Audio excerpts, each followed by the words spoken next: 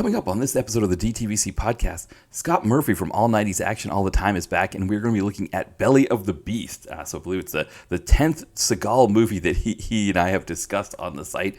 We've got maybe another good 25 or so to go. So we'll keep going from there, but this is a really fun conversation we have. One note to mention, though, on one of the tangents that we went on, Scott was sort of kind of doing a tongue-in-cheek apology for the colonists who came to the Americas being some of the worst religious types that they had in the UK at that time, like the Puritans, Calvinists, etc. And I was talking about, actually, there's also the tradition of indentured servants that came here from Scotland, who populated areas like the Appalachians.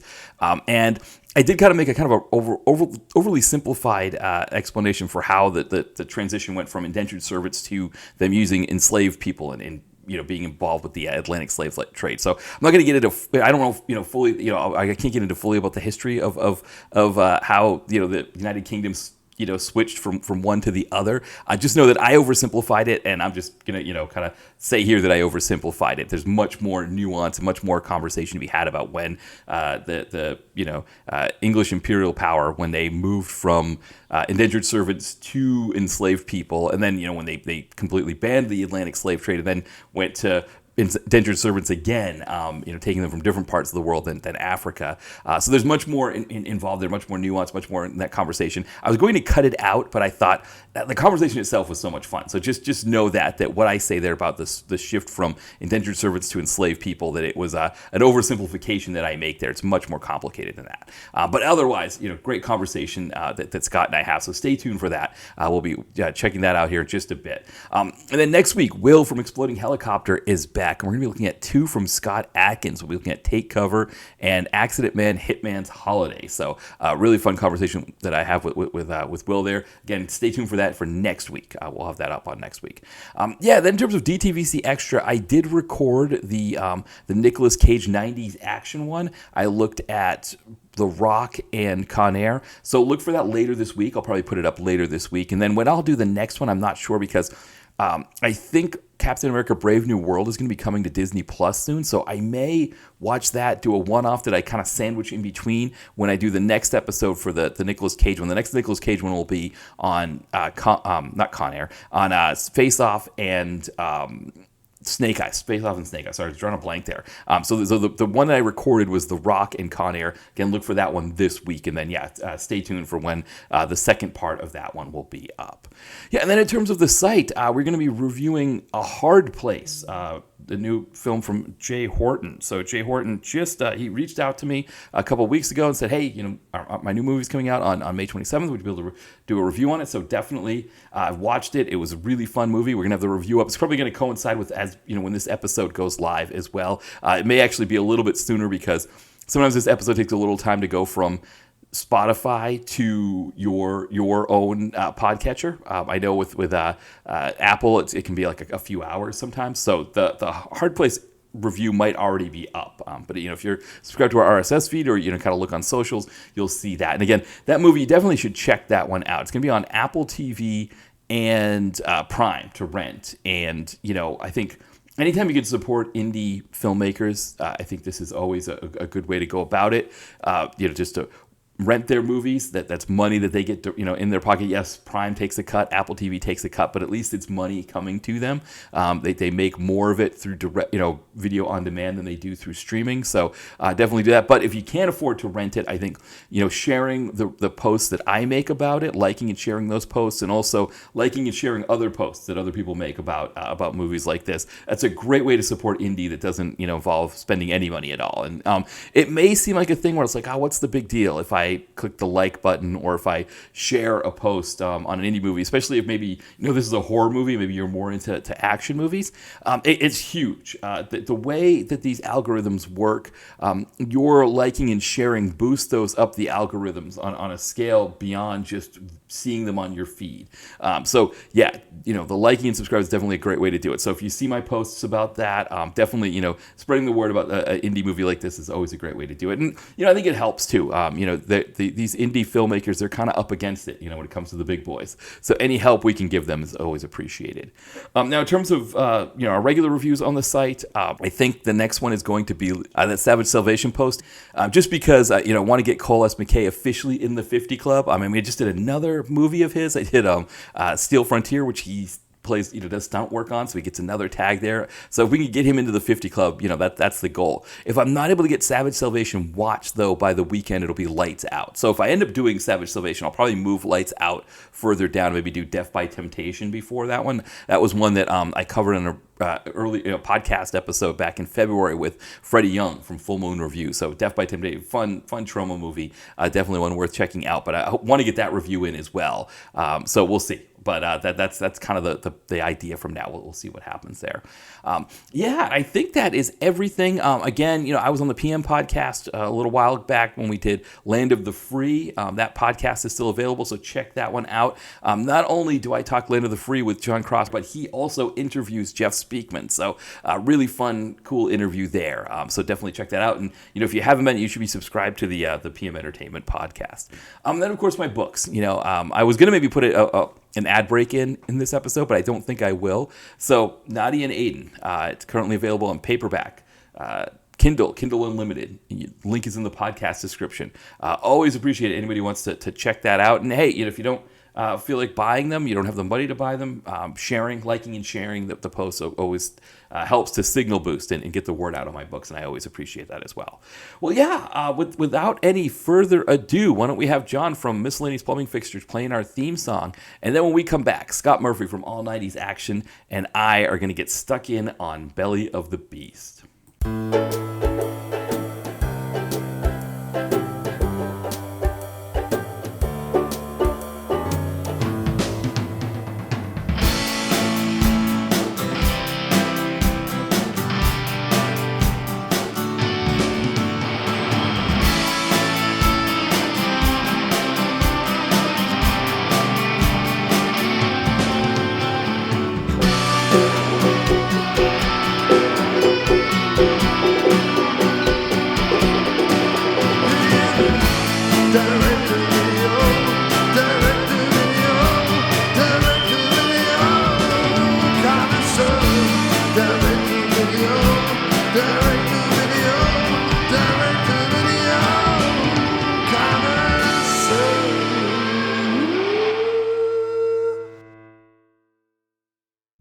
Right, welcome back to the DTVC podcast. As always, this is Matt, and I am joined once again by very special guest Scott Murphy from All 90s Action All the Time. Welcome back, Scott, for your first time on with Jitsi. Oh, thank you, Matt. It's good. It's good to be on. For the 10th Steven Seagal film we're talking about. That's pretty amazing. And you were right. I know you've talked about it in the last couple of episodes, but the recording is on thing is like it's fine because like I'm used to it because like Zoom used to do that, but the Zoom voice was more mechanical. It was more like you kind of like you are now recording. Whereas you're right, it is a much sexier voice, for much more alluring voice that tells you the recording is on Jitsi. Yeah, it catches you off guard. Yeah, it's like I said, because you were mentioning with the bedroom episode with John, because we did that one. We tried doing it with video, and it just kept cutting us off every 45 minutes. So he got to hear it so many times.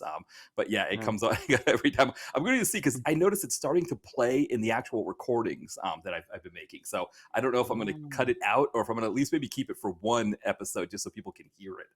So everybody else knows what we're talking about finally. Yeah. So everybody can hear the seductive voice. Exactly. Well, I mean, we are like you mentioned, this is the 10th time we are talking about a Steven Seagal movie here. So just to give people a sense, if you're joining us now, if this is your first time joining us on Scott and I's journey through Steven Seagal's direct-to-video oeuvre, the way this worked was the first time Scott was on, we did Command Performance, and from Dolph, and then the next one we did some Steven Seagal, and the sense was you were going to maybe make your way through all of the DTV stars. So you're going to maybe do a Gary Daniels next or somebody like that, or a Dudikoff or something, and then You mentioned somebody was talking. I think when we put out the ad, it was The Keeper, right? The Keeper was the first one we did, I believe, right? Keeper was the very first one. Yep, that's right. That's right. Yeah. Seagal and his big cat. That's Right, right. And his best friend's daughter that had a thing for him. So yeah, nothing weird about that is that. right. Yeah, Nothing weird about that at all. no, exactly. And people were talking about we were posting on socials, and somebody was saying, "Hey, what about this Seagal one?" And you'd mentioned some other ones, and I was like, well, yeah, at some point you got to watch them all. And you were like, what if we just watched them all on your podcast and talked about them all? And so yeah, here we are. This is number 10, so 9 movies later. We are still going strong here, I would say. I mean, I guess we could do a wellness check. How are you feeling at this point in our Seagal? We just did our last one was Black Dawn. Black Dawn, yeah, that's right. That was a struggle. It's up and down. It's up and down because we usually get one that I'm like, Jesus Christ, why, how has my life come to this? And then I watch another one and I'm like, oh, this is quite entertaining. I have lots of things to say about this. I will this is quite fun. So yeah, it comes and goes. At the moment, relatively peppy about it. Not too bad. Not too bad, I would say. Yeah. Yeah, and I mean, the one we're going to be talking about today is Belly of the Beast, which, if you look at it on Seagal's timeline or his DTV oeuvre, it comes after it's the same year as two we've talked about previously, Out for a Kill and The Foreigner. It's also only 1 year removed from Half Past Dead, which was a film that was in the theater, and 2 removed from Exit Wounds. So this isn't so far from him being in the theater. But yet, when you watch this, it feels like you wouldn't know that he had just had a theatrical film the year before. I don't think, would you? No, you'd think he'd been in the DTV realm for a while. He kind of slumped into it quite quickly. Yeah, it is strange that he had a theatrical release just the year before with Half Past Dead, which failed to recapture the magic of Exit Wounds. And then yeah, I mean, which that would be his last theatrical film until Machete, which would be his last theatrical film completely, I think. Right. So yeah, and then obviously that's not him. So and it was also his kind of last Half Past Dead being his last theatrical film as the leading man of the film, because Right. obviously he's like a kind of villain in Machete. Yeah, so this is kind of just it's the cusp of him falling off, and it's interesting as well because it's weird that both him and Van Damme fell off at kind of the same time. Kind of had the same career, both fell off at kind of both the same moment almost. It's very very strange that the timing of that how their careers paralleled for a long time before kind of diverting in different directions. Yeah, it's a really great point because one of the interesting things, right, is that 1999 was the last Van Damme gasp, right? That's when he makes the Universal Soldiers: The Return movie, and so that was kind of his last gasp. Whereas Seagal has that Exit Wounds thing that, the difference I would say is obviously that Van Damme's didn't do as well, right? That reason. That's true. Yeah, but Exit Wounds was this surprise success that made Seagal, that made everybody think that he still had something in him. But I think that the lasting legacy of Exit Wounds is the fact that now they always pair Seagal with rappers in movies, and he speaks with sort of this I don't know what the term, he talks in Ebonics sometimes, and because he's trying to capture some sort of demographic thing that he's trying to recapture with Exit Wounds. So I guess we got a kind of a hilarious legacy with Exit Wounds, but that didn't happen. Yeah. No, but Seagal is like that, other people culturally appropriate, right. But Seagal is cultural appropriation. Right. Like any time he is with any other culture, right. that is whether it is Inuit people right. or Native Americans yeah. or or East Asian people, like, Right. Japanese, Chinese, whatever, black people, Latino people, he suddenly becomes that culture, like, or in his mind he does, Yeah. and he just suddenly transforms himself, like, origamis himself into being that culture. Like, it's just, and like, and again, like, in this movie, this is another one of those movies that shows that he is the universal man. He speaks every language. Yeah. He is part of every culture. Every culture is in him. He truly is the most ridiculous man who's ever lived. It's so funny. Well, yeah, because the two, like you said, first off, the language piece, right? Because he speaks, I believe in this movie, he speaks Arabic and Thai, I think. That is correct. Yes. Yes. Yeah, not counting. Yes. And I was trying to think what other languages we've had so far. So we've also had Korean, I believe, in one of the Yeah, movies. that's I think right. Russian, That's right? right. He's done Russian in He's one of them. definitely done Russian before, Yeah. and like I can't, because like there's a few movies where he is Russian, and Right. we've not covered any of those, but I like, because we not covered like Driven to Kill, where he's Right. like um where he's like an ex-Russian mafia member turned Right. author. Who can't type on a keyboard at all to save his life. Yeah, no, it just kind of does that kind of. I don't know if you've seen any Neil Breen movies, but he does that kind of. Right. Just like, Exactly. that's not typing. You're just thumping the Right. keyboard. Right. Anyway, yeah. So he's done Russian before. I know he's done Russian. So he does a lot. I'm sure he spoke. Has he spoken Spanish before? Like, I feel like there's definitely been one where he's spoken Spanish. Yeah, you'd think Um, so. Oh, maybe, yeah. what was the movie? I can't remember the movie that he did with where again, it's one we'll probably get to at some point. That he did a long time, or not a long time ago. It was one of his more recent ones where Danny Trejo was like stinging a guy's arm. It had Bren Foster was the guy doing the heavy. I think it was oh, what was it called? Force of Execution. I believe that was the movie with Force of Execution. yeah, I Okay. think he might speak Spanish in that one. So Yeah. yeah, and then Right. he did. Didn't he do Chinese and Out for a Kill? I think he spoke. Oh yeah, because he was like he was an expert in this specific time period of Chinese archaeology. That's So yeah, I'm right. Yeah. pretty sure he speaks Chinese in that one. Yeah. Yeah, it's funny Um. because Yeah. obviously in real life there are people who are polyglots like that that can speak all kinds of Yeah. languages. I don't know how many of them would be from America because America is a country that does not value second language learning. It's usually between band and the foreign language departments that get got first from a school. I remember Mhm. my high school. It was French and Spanish. Those were the two languages. And our French Mhm. teacher was good enough in Spanish that she could also teach the early language, and most of us dropped out. Like I think I dropped out of French after my junior year, maybe I can't remember. Mhm. Um, Mhm. and then when I got into college, found out that I'd had too much French, and that's why I picked up German. Was because the University of Maine had a rule that you won't get credit for a language if you've had too many years in high school that soon after Mhm. college. It was one of those deals. But yeah, so I think like usually like a polyglot would be somebody like maybe like either from a part of the world like for example, if you're from Italy and you've got like Spanish and Portuguese are kind of closer to Italian, and then French is and then it's just really just got to learn English, which is not easy, but suddenly you've got Yeah. 4 or 5 languages I under your guess, belt. but yeah, I mean, but like they don't tend to be.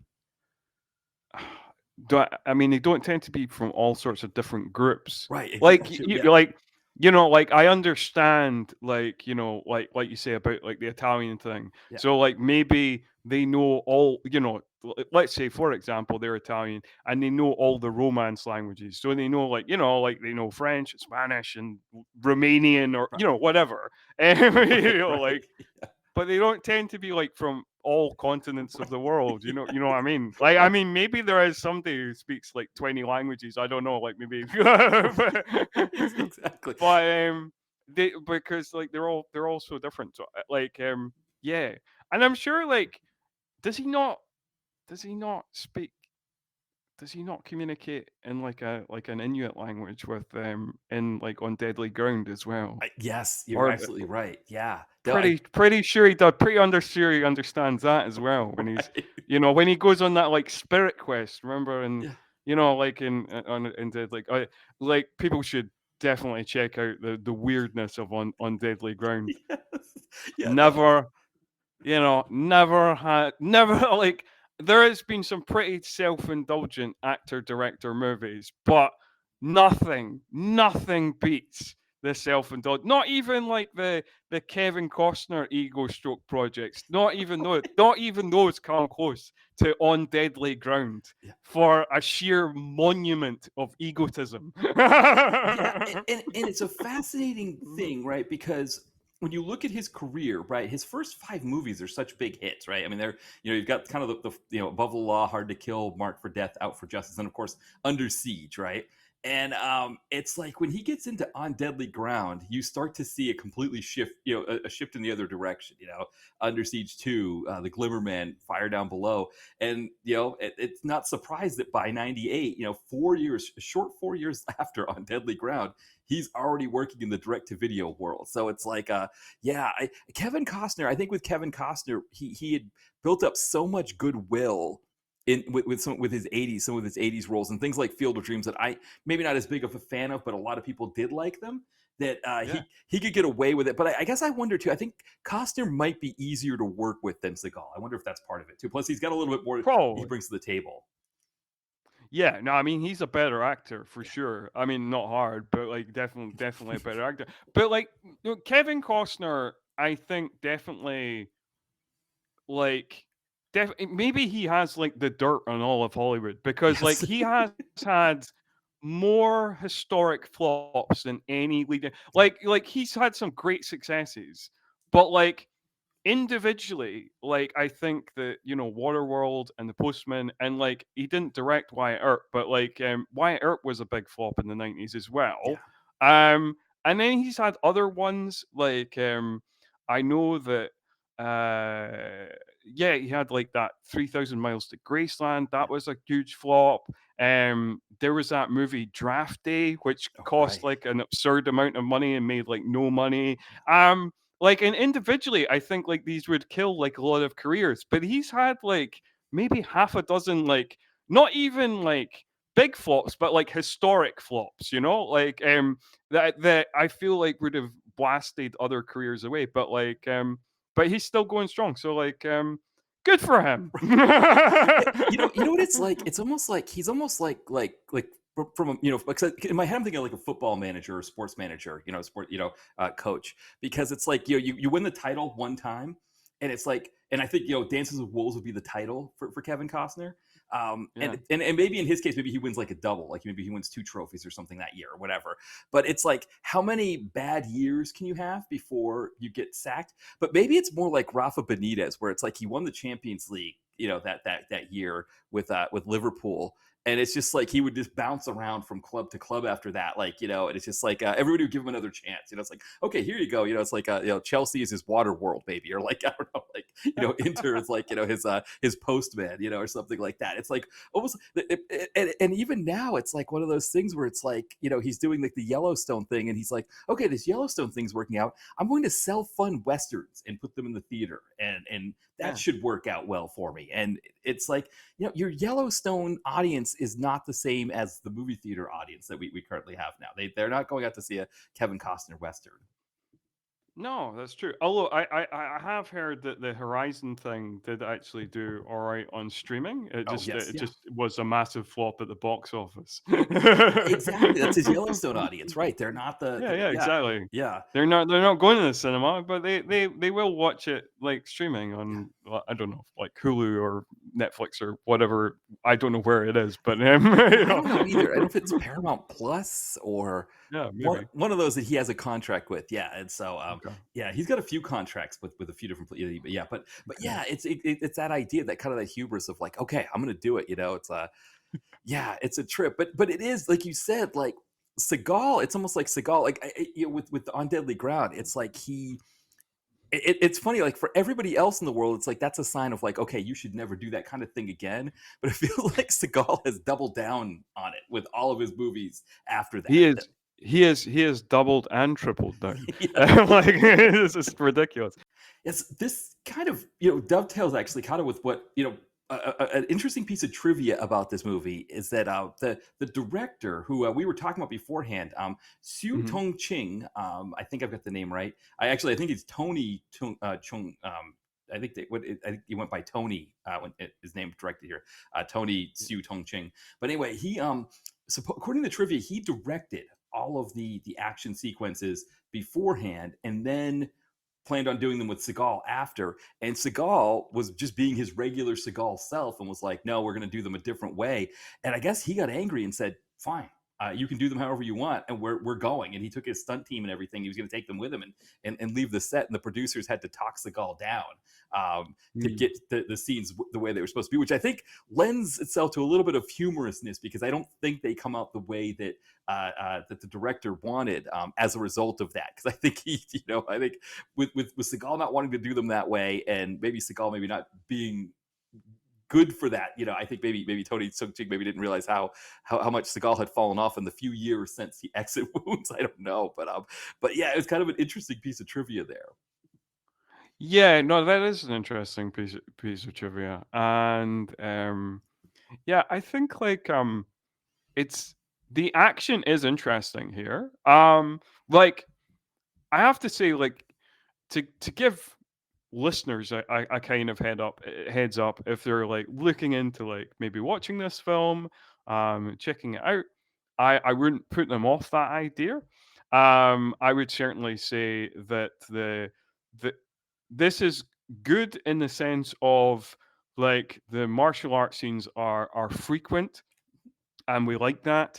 Um, but not all of them are great, and I think that is partly because you're working around Seagal. There's like body doubles, all that kind of stuff. But no, it is fun, and I think like as you mentioned, the director has like a pretty amazing track record. Like he directed a film which was also produced by Sue Hark, who's like a kind of Hong Kong legend. But he directed a film called A Chinese Ghost Story, which is he actually directed all three A Chinese Ghost Stories, which are not films I've actually seen, but I know from people who are really into like Hong Kong action and stuff like that, they're certainly regarded as classics. And he's directed some other good stuff that I've not seen, but like I know by reputation. And then he's done the stunt choreography for a lot of stuff that I have seen that is really pretty amazing. Like you said, like the Spider-Man stuff, but like Hero, House of Flying Daggers, Shaolin Soccer, which are all great movies, which all have amazing wire work in them. So like this is a guy who's obviously an absolute expert at wire work, and really obviously amongst the masters of it, given his resume. So yeah, this is definitely him slumming it. Right. Although it's not the only time he would slum it, because like one of the only other movies I've seen by this director, and I'm so sorry that I've not seen his classic movies, but I've seen this movie and his movie he made the previous year to this, Naked Weapon, which is, All right. so okay, I know it maybe doesn't show me in the best light that it was a blockbuster purchase. Maggie Q looked very alluring on the cover, like we all, like I was a teenager. Yes, the movie is very prominent on Tubi right now as well. So if people hear this, the exact cover that you see on IMDb for Naked Weapon is the one that's on Tubi. So yeah. Yeah, Right. Well, and another film that he did, actually, to kind of give a plug to your podcast, when I was a guest Yeah. on, when we did City Hunter, he did the fight choreography for City Hunter. Yes, he Yeah. did do this fight choreography for City Hunter, and he's worked with Jackie Chan previously, because I think he has like a because he's like an actor or something, and because he's done some acting as well, Yeah. and he I can't remember if he did the stunt choreography on that one as well, but he's in Twin Dragons. Yeah. So yeah, he's done a lot of stuff. He's done a lot of great stuff. And unfortunately, this is just to seem to be the way it goes, because like it's like you know, a lot of these Hong Kong directors, they get to Hollywood and then it's just like, I mean, obviously, you know, even John Woo, you know, even John Woo is kind of, he had a ropey Hollywood career. Yes, he gave us Face Off and Hard Target, so that's amazing, great Right. stuff. And, and, and, But and the second Mission Impossible. So he's definitely he's worked yeah, yeah, with Tom Cruise as that's well. true. So With yeah, Tom Cruise, yeah. a less good movie, Right. but you know, still very entertaining. Yeah. And possibly the most 2000s movie. So that's that. Yes. Kudos points on that. Yeah.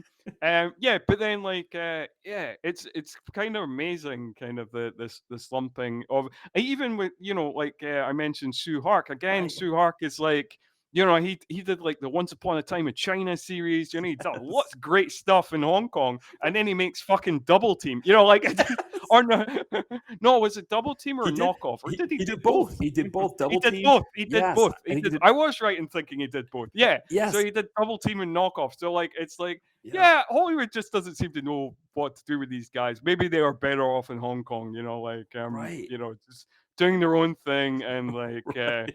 you know, and making just great stuff. You know, like great stuff. You know, like, it's unfortunate. I feel you know, I kind of, it'd be good if like Hollywood did know what to do with those guys, you know, particularly when they became very popular in the kind of late 90s, early 2000s. But no. And it's weird as well because you watch this movie, and if you watch it through like a kind of Western lens, you're like, oh well, this is just this action is just like a rip off of the Matrix. But it's like, yeah, but the Matrix is ripping off like these guys, like this guy, you know, like Yes. this guy and Sue Hark and John Woo, you know, like it's, Right. This you guy know, specifically. Exactly. It's not yeah. even just this type of thing. It's this guy that they're ripping off. Right. Yeah, exactly. It's like a lot of the, you know, this guy was doing stuff the Matrix was doing like 10 years earlier. You know, like, so it's very confusing. But now, but you know, people not having that knowledge, not being kind of loaded up with that knowledge, would think that this movie is ripping off the Matrix. Right, exactly, especially for the time Very period. confusing. And Yeah, I think absolutely. the Absolutely. producers would have wanted, because the one area that maybe it does a little bit is the music, because this is Uh, your classic. I mean, the music in this kind of is a little bit all over the place, but for the most part, it mm. does hit those, like, it's either new metal or the techno stuff. It's Oh, yeah, yeah, yeah, yeah. yeah. I don't know. Like, do you want to do this in order, or like, because like there is a bit where the music and like, where I think it really hits, and Yeah. I'm like, that's great. I don't know if we want to Yeah, talk do you about want me that scene later yeah, do you want me or to now. dive in and start? I'll start doing the kind of the breakdown of it. Yeah, we can maybe jump in and start doing it in order.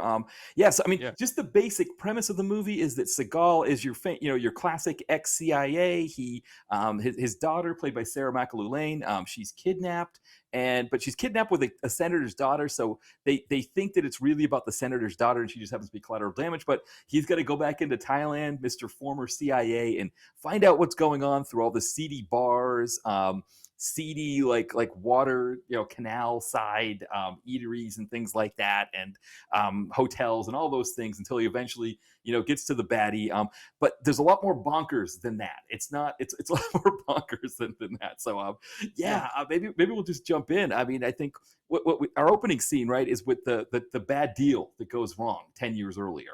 Oh, that's right. So we opened in Thailand in 1994. Right. So like 9 years before the movie.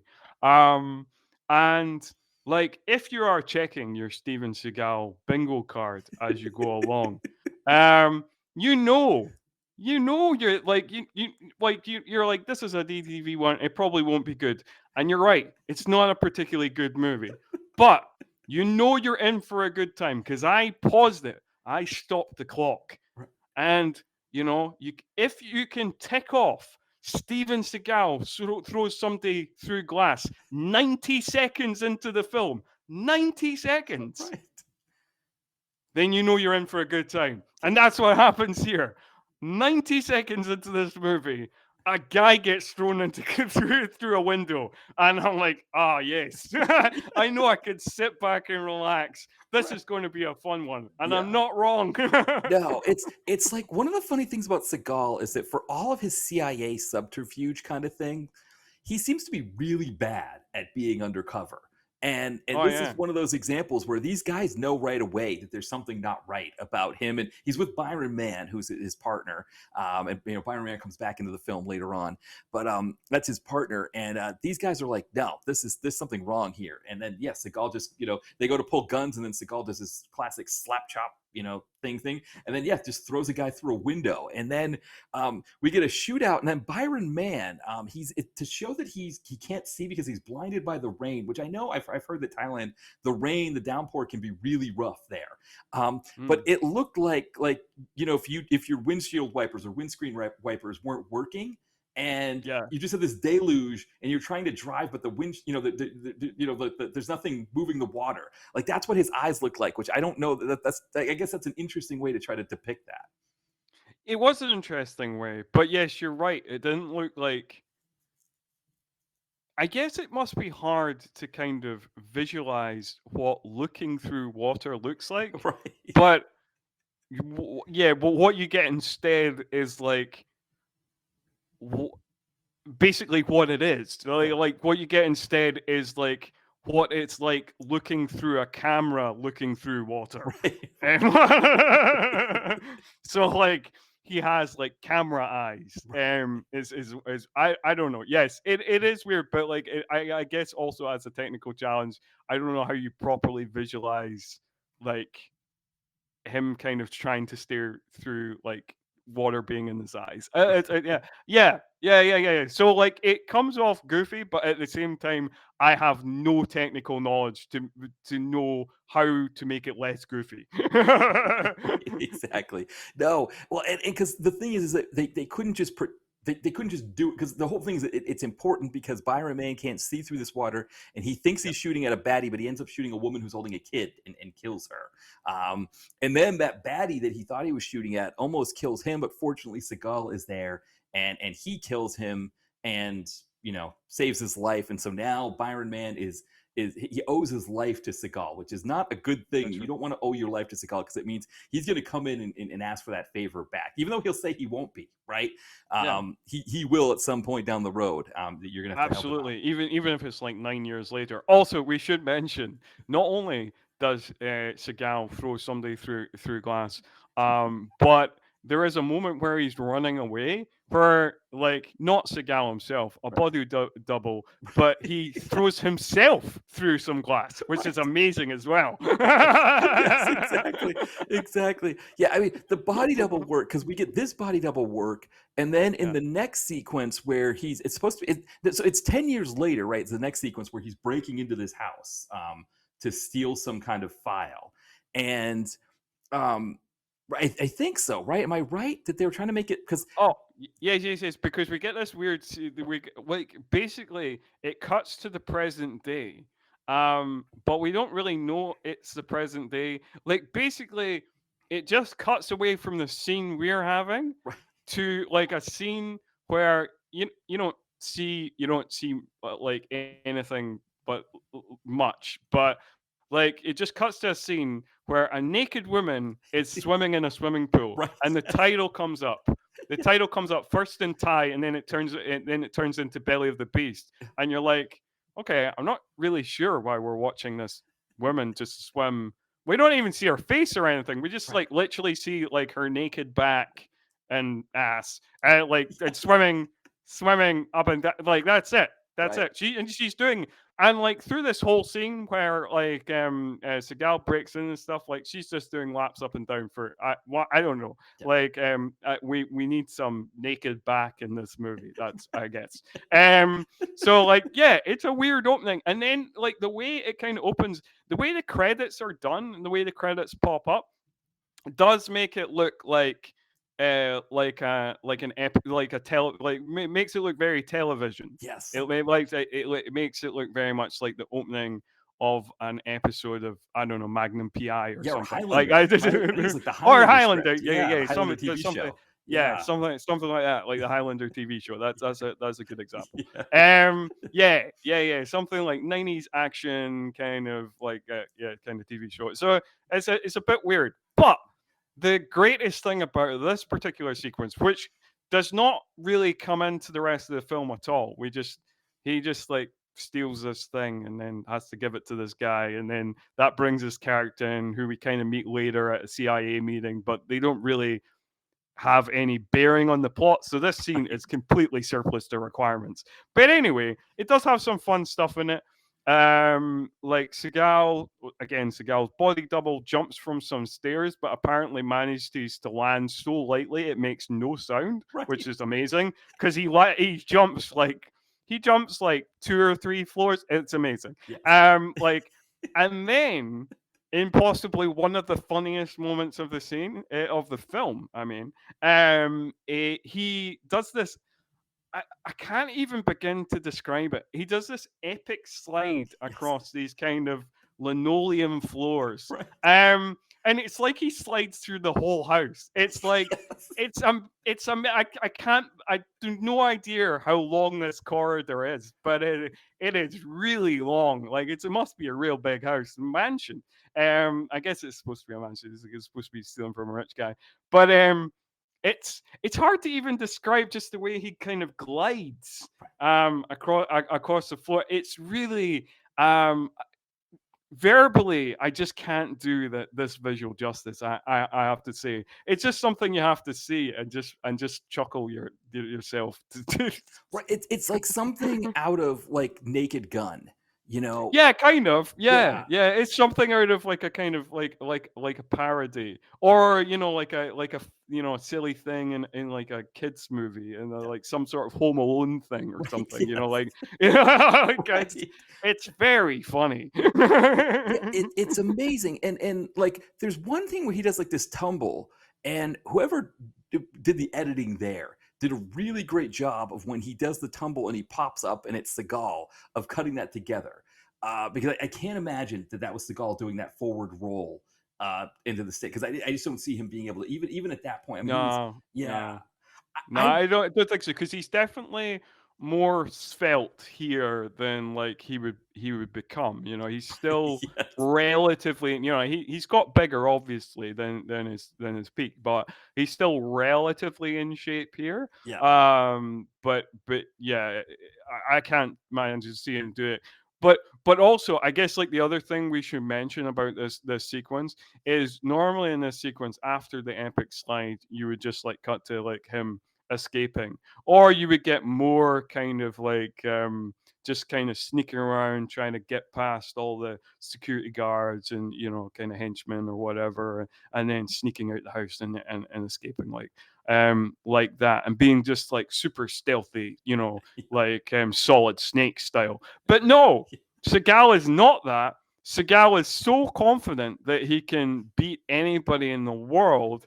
He just like stops off in the kitchen, casually grabs a bottle of water, just kind of hangs out in the kitchen for a little while, drinking his water, and then he's like, I feel sufficiently kind of refreshed now. I think I might make my escape. And then he does. Like, I just like, it's such a random note to kind of have in the scene.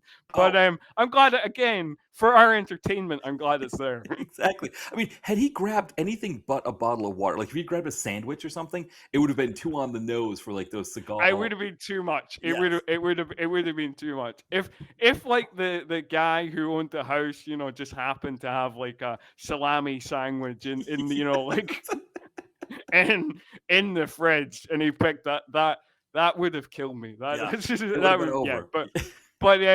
But the casual water bottle steal, I was like, that's quality stuff. Yes. These people, these filmmakers know what they're doing. Yes, exactly. Yes. Now, what happens is, then we cut to the daughter, played by Sarah McLachlan, who this is her first film role. She would go on to do the 2 Kickboxer reboots.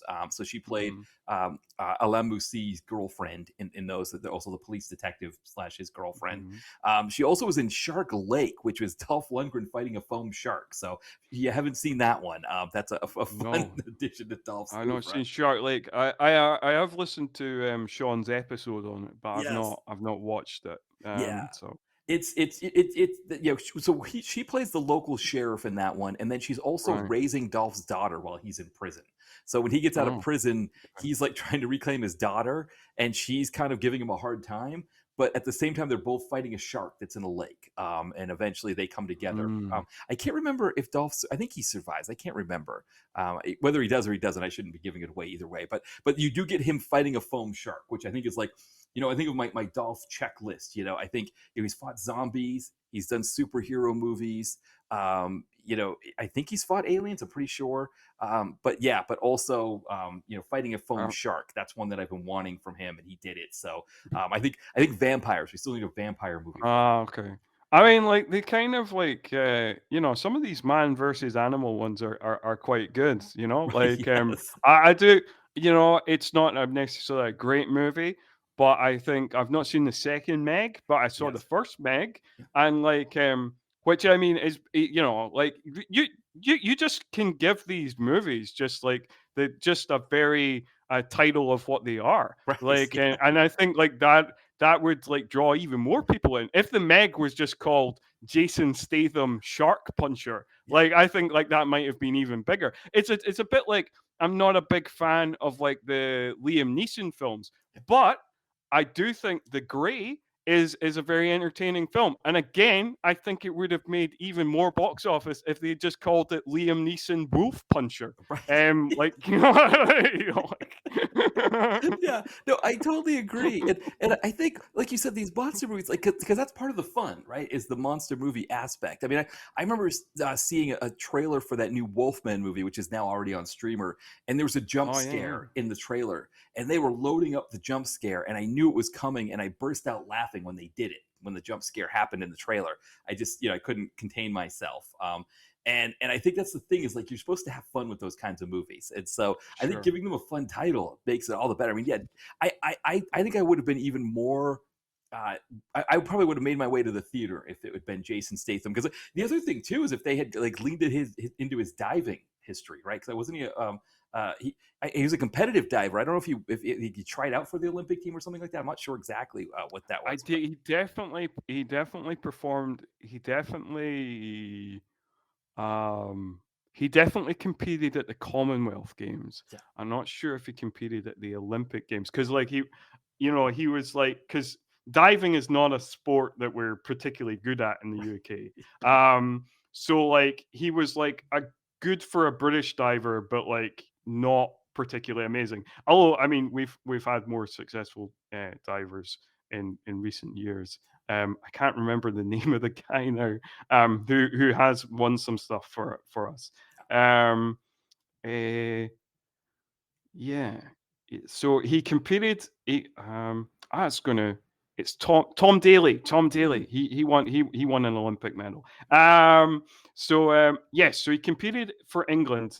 Jason Statham in the 1990 Commonwealth Games, and I think he must have tried out for the like 92 Barcelona Olympics, but maybe he just didn't make it or something. Like he didn't quite cut it. Um, yeah. So no, Jason Statham's had an interesting career. Yeah, yes. Like he's done all sorts of things. He was like like he was a diver, he was a model, he did some like work as like a kind of backup dancer in some music videos. Like and then he became like a big action star. And he didn't even start out as an action star, because his first movie is like Lock, Stock, and he's not act, he's not action star in that at all, really. So yeah, an interesting career Jason Statham's had, Yeah. for sure. No, and I think the interesting thing too about where his career has gone now is that, you know, by all rights, he should be doing direct to video movies. There are a lot of bigger names than him in the acting world who are doing direct to video, but he's carved out this niche for himself of this sort of like these Amazon, like, released in the theater and then go to Amazon kind of films. And it's a really interesting turn that he's done, where he's got this sort of this niche role here. Plus, the Fast and the Furious thing, obviously, it helps him out as well. But yeah, so he's, and maybe that's part of it, is maybe coming from all these different backgrounds, he knows how to pivot and sort of keep his career fresh and relevant. I guess so, because I guess now he's made so much money from the Fast and the Furious, and even like the Expendables movies. Which, Yeah. I know the fourth one did terrible at the box office, but the first three all did quite well. So like he's probably made, because I feel like there was a time where his career, like in the 2000s, I feel like there was a time where his career was a bit up and down, and like kind of mid to late 2000s, when he was doing things like Chaos and War and In the Name of the King, Oh like yes, yeah, that's a good like point. where it's like he's doing that kind of stuff, and you're like, oh, okay, it's particularly In the Name of the King, when you're doing it, your career is not going that well when you're doing an Uwe Boll movie. Yes. So like, but then, yeah, then you get into the 2010s, and then you get like you get the first Expendables movie, and then he joins on to the Fast and the Furious franchise, and that's Fast and the Furious 6, and then yeah, kind of since then he's had like up and downs. Yeah, he's had kind of ups and downs, but I think he's like solid now. I think like he's like found his like niche, and I think that he's found the people that he can like regularly work with. Like he's got he had the Expendables, he's got the Fast and the Furious.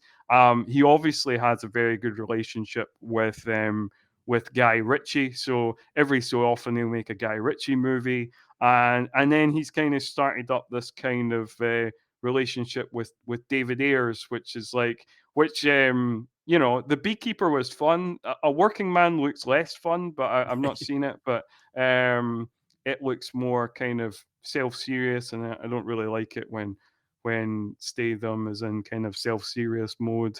I kind of prefer kind of wacky Statham. But yeah, so he clearly has his kind of collaborators lined up, and he kind of knows. So I don't see him dropping down. I don't see him dropping down. There's been a couple of times where he's looked on the precipice of dropping down.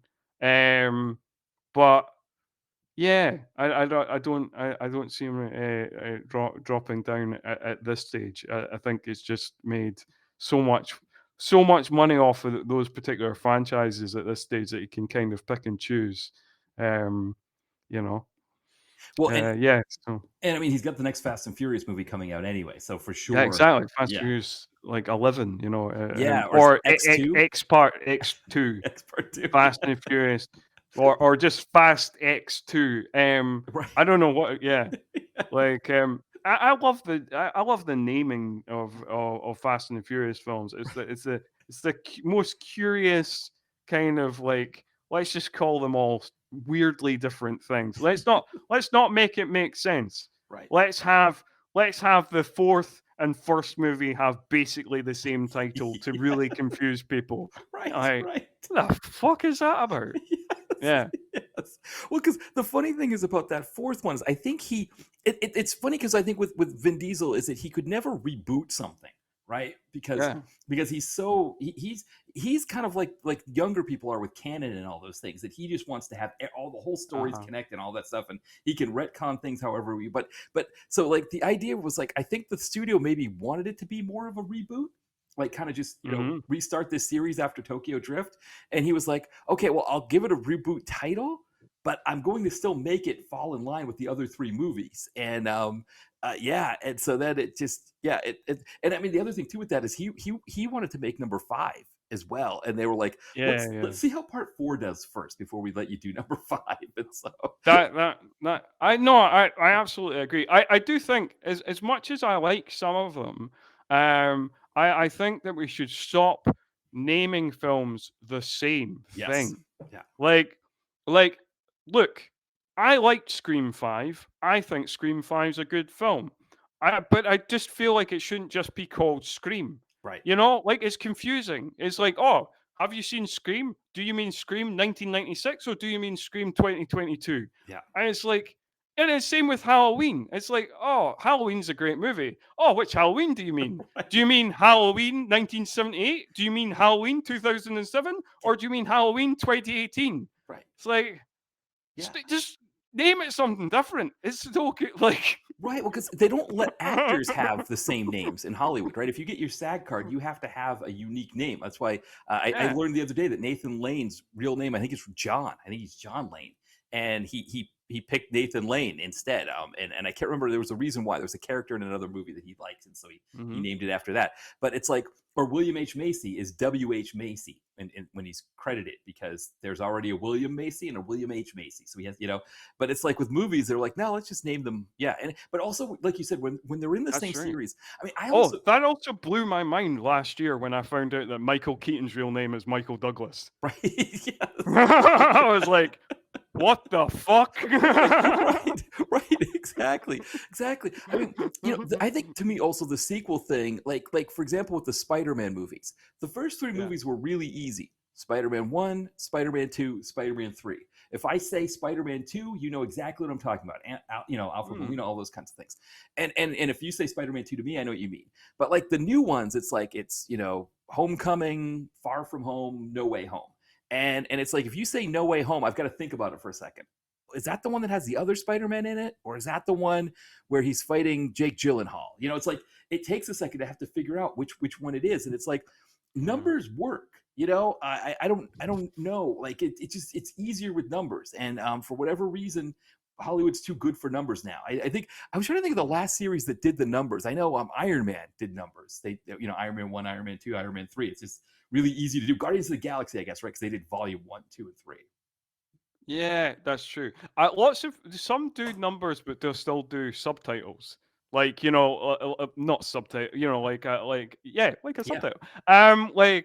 So some do like the John Wick thing, like Right. John Wick Chapter 3 Parabellum. Right. Yeah, exactly. But you know it, right? At least you get the number to tell you there. Yeah. So I guess what's Fast and the Furious. Also, you shouldn't have 2 colons in your title. Right. Like if you like. I know they've changed it now because like the new Mission Impossible is Mission Impossible Final Reckoning. Right. So now the 7th one is just Mission Impossible's Dead Reckoning. But when it first came out and it was going to be part 1, part 2, it was called Mission Impossible : Dead Reckoning : part 1. Right. And I'm like, that's taking the piss. Right. Yes, exactly. Right. That's grammatically, you're not supposed to do that. I mean, you can if you have to, given the circumstances, but yeah, you're not supposed to be having them lined up, stacked up like that. Yeah, it's looking like a matrix or something like that. It's just yeah. Oh man, it's the sequels and all that stuff. It's always we got on this tangent, I guess, for Sarah McAlew Lane, and I was mentioning Shark Lake. So she was in 2 of the Kickboxer ones, which again not numbered. Kickboxer Vengeance and Kickboxer something else. Yeah, I think one's Retaliation, and then there's a new one coming out called Armageddon. I don't know if Sarah McAlew Lane is in Armageddon. I would imagine she would be, but I guess yes. Getting back to the film, she's kidnapped with her friend. Yes. And at first you don't kind of know why that she and her friend have been kidnapped, and the 2 guys with them have been like just executed, just straight up executed. Yeah. But then you do find out that her friend is like a senator's daughter, and it doesn't seem like they know that she is the daughter of like Seagal's CIA badass. Yeah. Although the one thing like I should mention that is like that unticked on my Seagal bingo card was like there's not a lot of I didn't spot how badass is this character bit. Like this is like as much as he just kills everybody, and we never like play into the fact that he is an underdog in a really poor kind of like it's supposed to be show don't tell, not tell don't show. Yes. Because we are told that he's kind of like repeatedly we are told that he is 10 years out of the game, he is over the hill, he is washed up, all these things, but we're given no visual evidence of this. Right. Yes. Well, the other thing. So we get the two interesting things, right? With one is Seagal with the sixth sense as a dad, right? The daughter calls, and it's like kind of the overprotective dad thing, but maybe not. Where he knows that she's hanging out with her boyfriend, and she's like saying that he's not there, and he's like, oh, I know she's there, or I know he's there. So sixth sense, overprotective dad, right? There's no way you can't get anything past him. But you're right. When she gets kidnapped, there's this like room. There's this like CIA room, which I know the movie was shot in Thailand. I think this was a New Millennium or New Image, or Millennium Films or New Image movie. It's a Millennium film. Yeah. This feels like it's a set that they've got in Bulgaria that they just use whenever they need a CIA thing. With the frosted glass with the CIA logo on. It's a very tiny room. The guys sit around this table, and the one thing that I was surprised about, like you talked about, is that they're all talking about how he's over the hill. Somebody's going to go take him down if he causes any trouble. All that kind of stuff. There's somebody in the room who talks about how he's the greatest of the greatest that ever lived, and I wouldn't count this guy out, and all of these kinds of things. And nobody did that job there.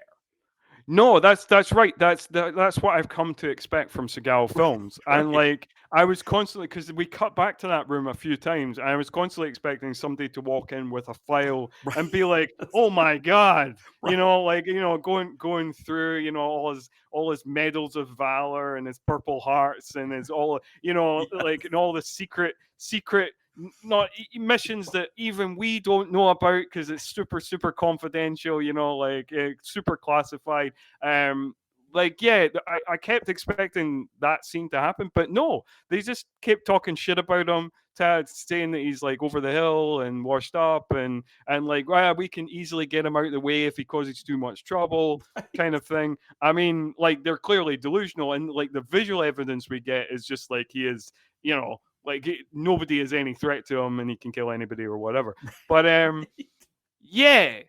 So no, that was one of the weird elements. I was like, oh, that's unusual, because usually there is it, like you say, it's like almost a requisite scene in a Seagal movie where somebody stands up and talks about how he was like the greatest black ops guy who ever lived. And we never get it. Exactly. Now he does decide he's flying out to Thailand.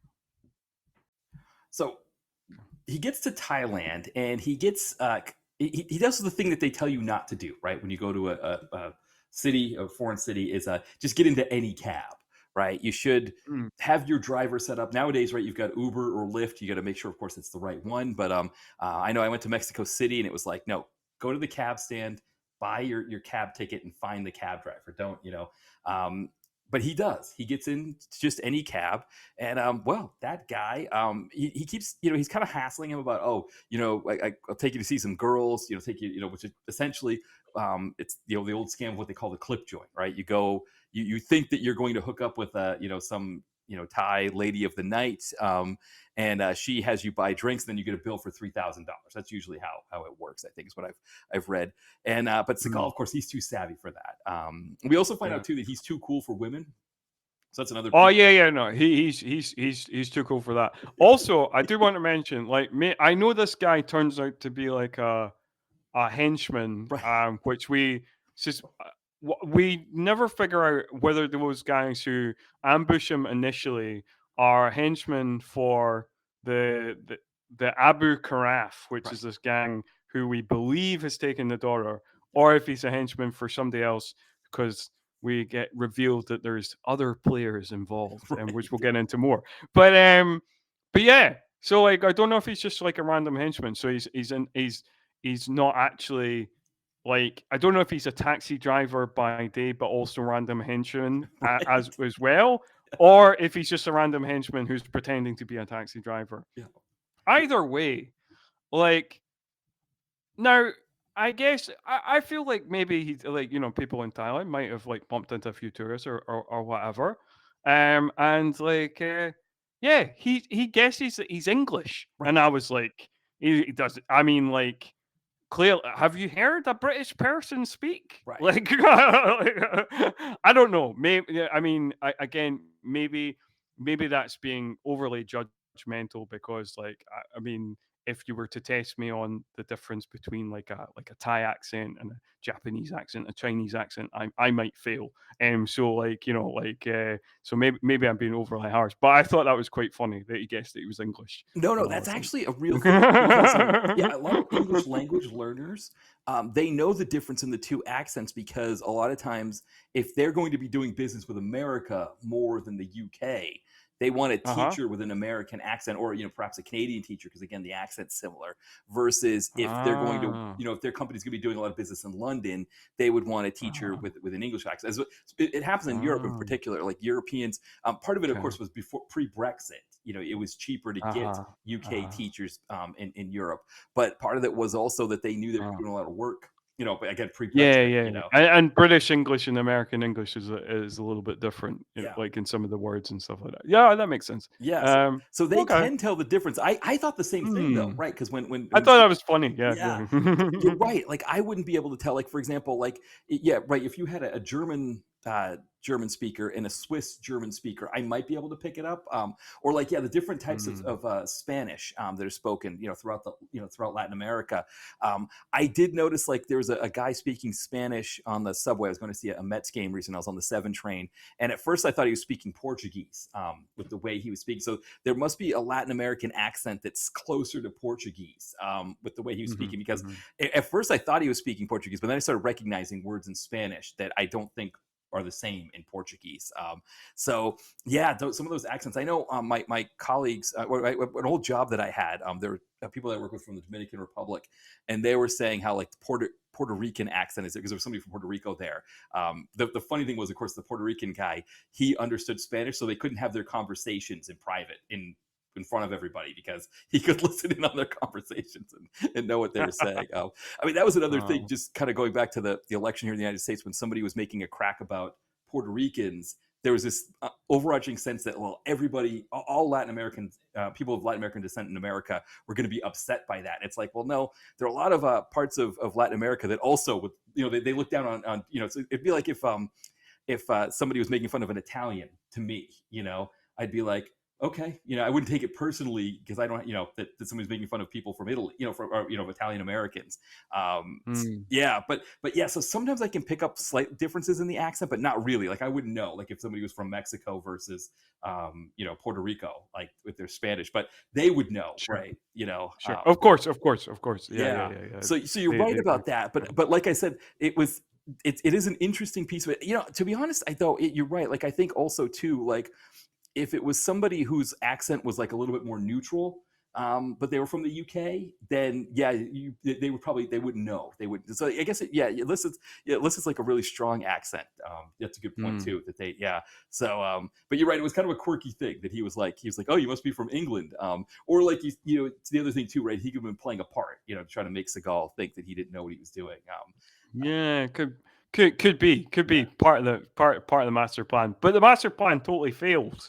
Right. Um, but it is good though, like because like one of the good things about this movie, unlike some of the other movies, some of the other movies we've covered like Black Dawn and Attack Force and some of and some of the mercenary for just mercenary of justice, mercenary Yeah. for justice. Yeah, some of those like they have like a lot of padding. Right. There's a lot of kind of like hanging around. There's a lot of kind of like shots of just establishing shots and kind of things just kind of like not much happening. Right. Um, so there's quite a lot of tedium. Whereas this movie goes on. It might be wacky, it might be goofy, some of it might be quite terrible, but like it certainly goes on at a fair clip because like you know he's done his opening mission. His daughter has been kidnapped. He goes to Thailand. He is ambushed. He has a fight in the market. Yeah. And like we're less than half an hour in here. Like we're packing stuff in. It doesn't. At least this film doesn't fuck about, which I appreciated.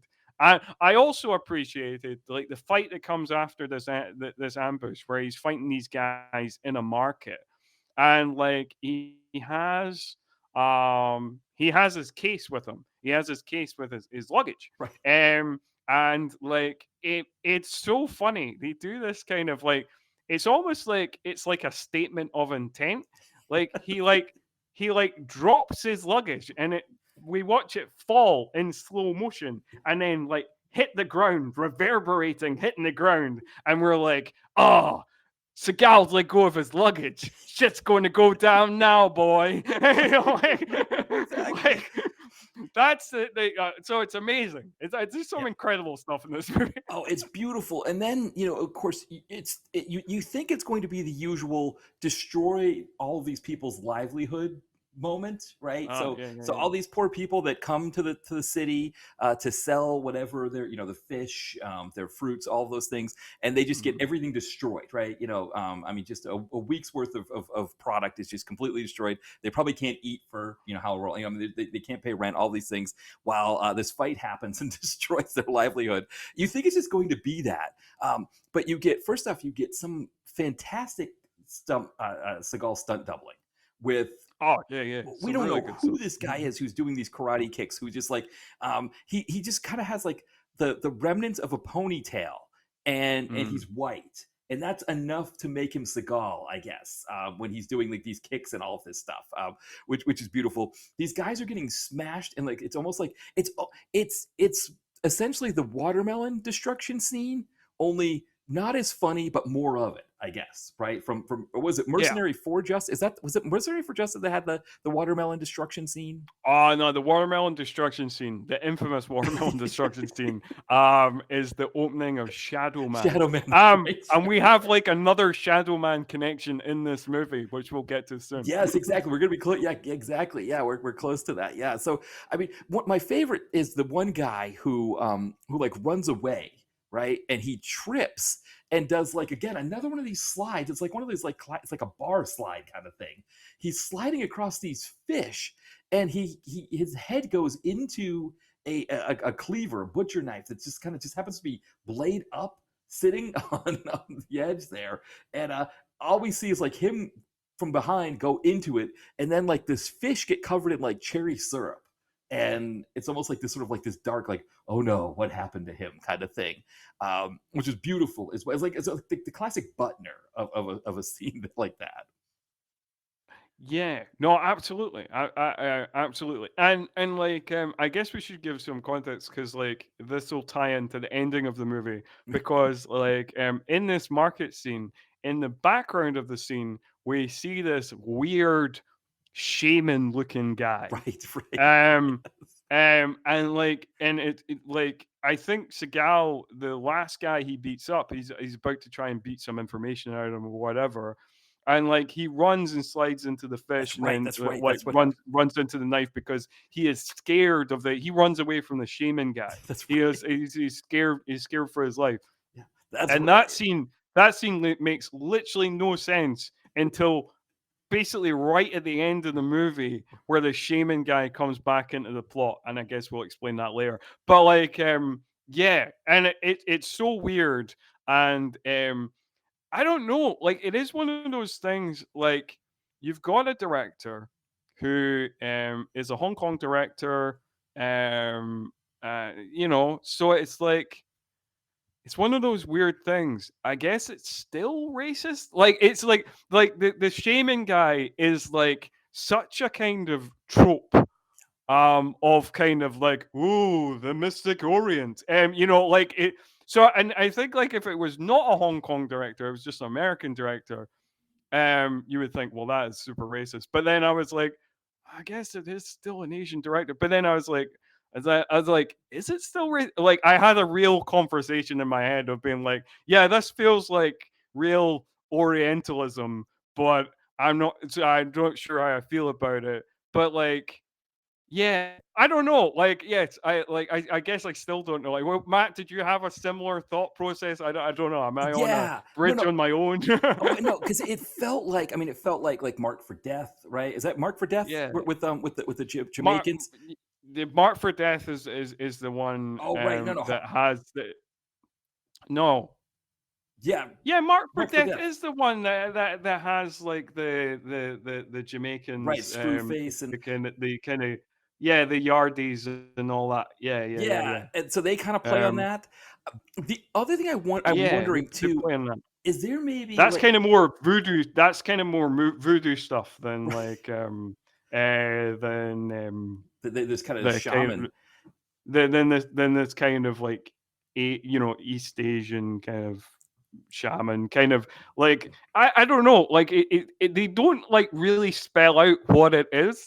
It's like, oh, this kind of like an evil like if Buddhism had an evil twin, Right. this is what Yeah. this is what this is. I don't, so they don't really go into the mythology of like what this guy is a shaman of. And he does have some like kind of voodoo dolls towards the end, but like Right. voodoo is more like, because that is more like a Caribbean thing and like a Central American thing, because it's like, yeah, it's kind of like Haitian and stuff like that. So like yeah, I don't, because so it can't necessarily be voodoo. Like I don't know what it's supposed to be, what they're representing, but it does veer into the kind of Fu Manchu Mandarin territory, I think, that feels a little icky.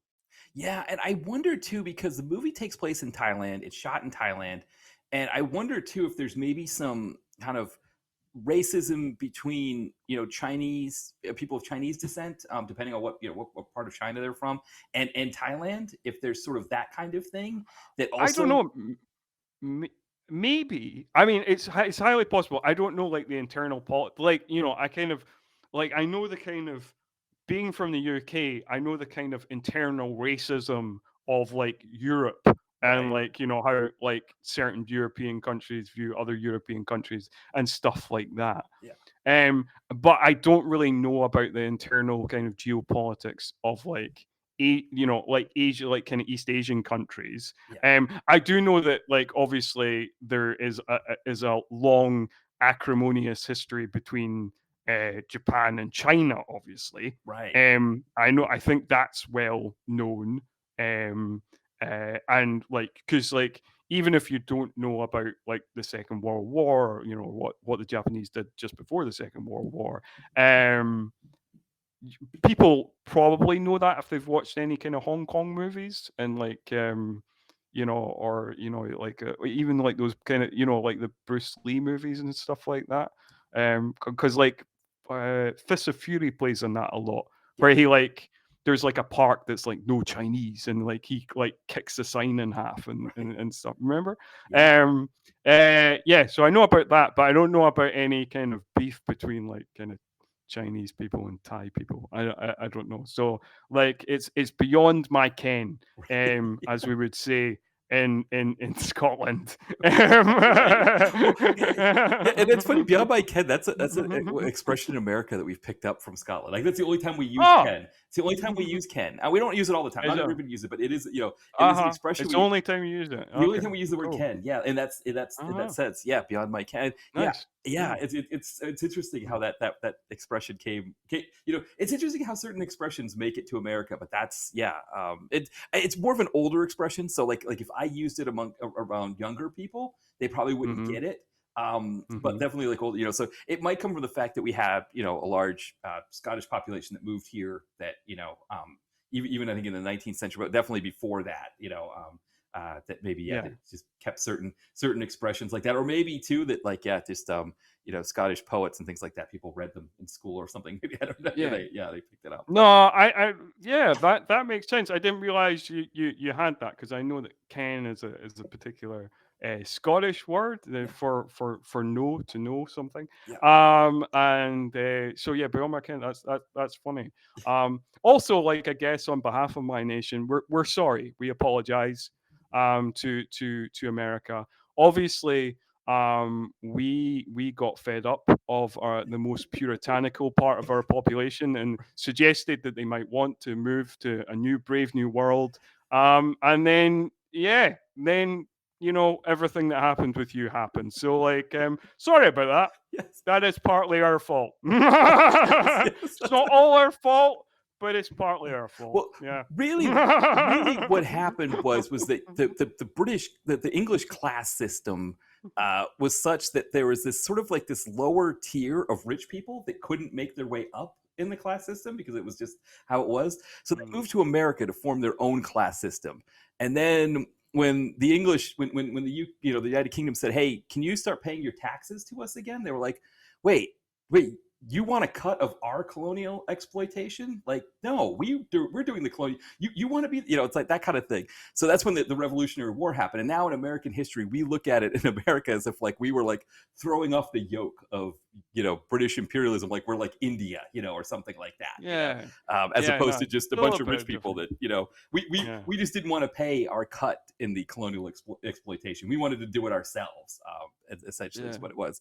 But yeah, because the Puritan part is interesting. But so I think like a lot of our kind of like, I mean, like Scotland's not a very joyful place, but I think like we wanted some joy, and like as we were kind of ruled under kind of a particularly like the Calvinism, the most miserable branch of Protestantism, like so like yeah. So I think it was suggested to a lot of the most hardcore Calvinists that they might want to move, and they did, and they settled in America and caused you all sorts of difficulties, because there was that with your particular brand of Protestantism. So there was that part, and then there was sort of the Scottish, English, Welsh, and Irish ne'er-do-wells who came to America as indentured servants. And the thing that happened, right, is they were supposed to do their 7 years as indentured servants, and they would either do their 7 years and then move away, and so you have to get another crop, or they would just escape. And the thing was, it was like, well, if a Scottish person escapes, do you know if they were an indentured servant or were they, like you said, like a Calvinist or somebody who just came to America to do something? And that's when they decided, you know what, if we just get all of our slaves from Africa, we won't run into that problem. And so that's when they started doing that. But then, that's where we had the horrible African slave trade goes and, really ramps up here in America. But then the other piece of it was a lot of them moved to Appalachia. So you see a lot of Scottish names and the Appalachian area. One of the things was the very first time the American government tried to tax them in Appalachia, it didn't go well. The Scottish people that were living there kind of took them down. And so a lot of kind of some of the traditions of Appalachia started, they kind of have Scottish roots because a lot of those, that the sort of the more, the ones who came here as indentured servants and laborers, they just kind of took up land in Appalachia where nobody else wanted to do anything, and just kind of were living their lives for a long time. And then suddenly they had to find work and they became coal miners and things like that. Wow. Yeah. So, So I mean, it's just really, I mean, it's all quite depressing. I think like it's interesting that we've had like a major linguistics lesson in this episode, right. Yes. and also we are now looking at some of the darkest chapters of history. Right. So there we go. But before we before we venture too far into the dark, maybe we should, and this all started with like we just don't know the internal geopolitics of Asia, right? Exactly.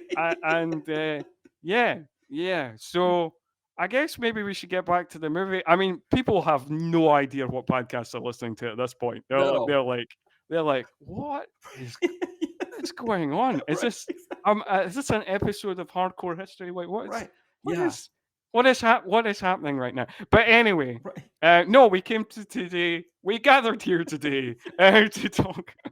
Well, because we can't be here tomorrow. We gathered here today to talk about a Steven Seagal movie. And we'll go back. We'll go back to that. Well, and I think we're close to coming back to needing your expertise again, right? Because now Seagal goes to this nightclub, because we have to have our seedy nightclub scene, right? Because we talked about that this is in the tradition of Westerns. I literally wrote that in my notes. Like in my notes, it says Obligatory strip club scene, Right. lots of slow-mo booty shaking. Yes. That's Exactly. Yeah, and because this is the early 2000s, they have to have the tall boots, the go-go boots or whatever. Oh, To yeah, show, like, yeah, yeah, yeah, yeah. that's part of the Yeah. outfit. Yeah, so he's going here to learn some information, and a young woman is being harassed by a guy. And I should have written the line down. I didn't have a pencil and paper nearby for this part. The line was something along the lines of like, you why don't you're something about your DNA, or, why don't you go back to the primordial soup and have a swim or something like that, to some Oh, yes, yeah, that's right. That's yeah, right. It's something like that. It's yeah, something like, why don't you go back to the primordial soup that your DNA originates and have a swim in it? yeah, It's a weird line. yeah, It's a. I do love the fact that this guy that like Seagal like beats up is like he's like he's a really kind of comedy figure. He's a right, real kind yes, of like he's got like these kind of like almost like comically bad teeth, and he's kind of like a really kind of weaselly, almost like the kind of bully you would get maybe in like I don't know, like a teen high school comedy or something like, right, or something like that, you know. yeah, And like you're like, well, Seagal is going to straight up murder this guy. Like he's got no chance. But like he's acting real tough, and then obviously Seagal beats him up in like all of 2 seconds. Because like he's got this guy, like, for some reason, even though he's just like this kind of nerdy looking guy, has like these like two henchmen with guns and stuff like that. But fucking Seagal just takes him out, no problem at all, because like they're such a kind of incompetent little gang that they have there, and yeah, just absolutely thrashes them, which makes our female character, which we find out later, she's named Lulu. Um, no relation to the Scottish singer. Like, um, she is so that's a bad joke. But like, it's just like, uh, I'm just derailing myself now. That's right, ridiculous. But anyway, she instantly falls in love yes, with Seagal's character Jake, Jake Hopper. Jake Hopper, Yeah. So like, not that Seagal characters' names like make a difference. He's always just Seagal. But he goes, like, the owner of the club is a guy called Fitch, yeah, who's played by Vincent Riota, who he is also in Shadow Man. He's our Shadow Man connection. right. Um, Yeah, he's done a and few weirdly, Seagulls, and I was going to ask you, right, because he's done a few Seagulls, but also he's a UK actor, right? he is of UK. There's a few UK actors who pop up in this movie. Yeah, Um, so like, there's a couple of UK. There's definitely UK involvement in the movie, and there's a few UK actors. He's one of them. And yes, he was also in Shadow Man, and weirdly in Shadow Man, which came out like 3 years later, yeah, he is also plays a character who is a former associate of Seagal's character, who betrays him. Now, in Shadow Man, he kind of betrays him, then kind of backtracks a little bit, tries to do the good thing, and then gets killed for it. right. But in this movie, he just straight up betrays him, and there is no redemption arc for this character, who has a rather entertaining name of Fitch McQuaid. McQuaid. Fitch McQuaid, Right, which I think is quite a fun name. right, Um, yes, so yeah, no, see, but at this point we don't realize he's like a bad guy or anything. yeah, We just think he's like an associate, but he does act quite squirrely. And the mhm, thing that entertained me about this scene is, like, obviously he's a UK actor, but he's doing like a kind of American accent, and right, like and he's tried his best. But there is a moment in it, I don't know if you noticed as well, um where he's doing this American accent, and obviously they didn't get the whole of the scene, or maybe there was part of the record that didn't record right or something like that, because like literally mid sentence he goes from his voice going like, oh yeah, Jake, like, out in Thailand here, like just doing his American accent, and then it switches to another person's voice. Right. Like, and it's like horrible, like the most horrible version of, like, you know, when you get the kind of dubbing in like a Hong Kong movie where it's like, yes, the government is making lots of trouble. Yes. You know, like, Yes. you know, Yeah. and you're like, that's a terrible ADR job you did there. That is awful. And there's a couple of those where people like flip over mid sentence from like their obvious speaking voice to like an obviously ADR dub voice, where it's like it's really jarring. And I think this is the most jarring it gets in the movie for that. This particular scene. Yeah, I know. I completely agree. I was trying to think because there's some moments. I think there's definitely a lot of dubbing in those CIA scenes with Yes. those actors, and it's I think it's one of those things where it's like they shot those scenes and then realized like, oh, it's Seagal, we've got to change everything, and they had to, you know. But you're right, because even with those, it's a fascinating approach, because it's like it's almost like they only wanted to ADR the stuff they had to ADR, and it's like, but instead of just, you know, like you said, like for example in this guy's sequence, why not just ADR his whole line, right, instead of ADRing half the line? And they do it with the CIA sequence as well. It's not as big as here, because I think it's just because I think part of it is because those CIA scenes, it's just everybody talking, and it's kind of a mishmash of things anyway, so you don't quite catch it. Whereas this sequence, it's the two of them going back and forth. So we've had a chance to hear his voice, you know, over however many lines. So when they do it, they cut it in like that, like you said, it's very jarring. Yeah, and so, but this guy, yeah, this Vincent Riotta, he's one of these guys that just, you know, again, a UK actor. I guess this movie didn't have as many because they weren't filming in Bulgaria, so they couldn't. But there is a couple. There is a Yeah. couple, because the CIA agent who is sent over to Thailand Yeah. to kind of make sure that Seagal doesn't get in trouble. Oh, Leon.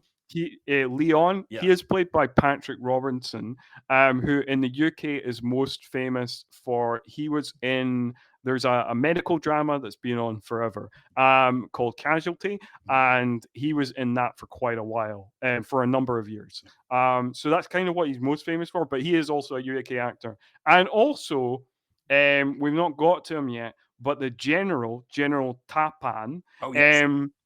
he is also a British actor. He's of like Hong Kong heritage or whatever, but he's Tom Wu, and he is also a British actor. So we got at least, yeah, we got 3 British actors in the movie. And then I think the guy who gives him, oh no, that's right. The guy who gives him or the one who tells him that his daughter was kidnapped and he picks up the thing. He was born in Edinburgh, but he grew up in America. So Martin McDougall is the actor.